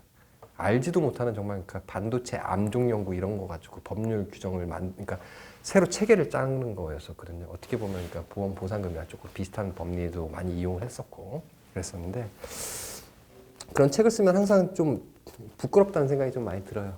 예, 오타도 막 발견이 되는 경우도 많고 이때는 왜 이렇게 썼지 하면서 막 하는 경우도 있는데 어쨌든 간에 많이 고민했습니다. 많이 고민하고 썼고요. 그래가지고 어쨌든 간에 수험 생활에 있어서 좀 도움을 드리고자 하는 목표가 커요. 사실 저는.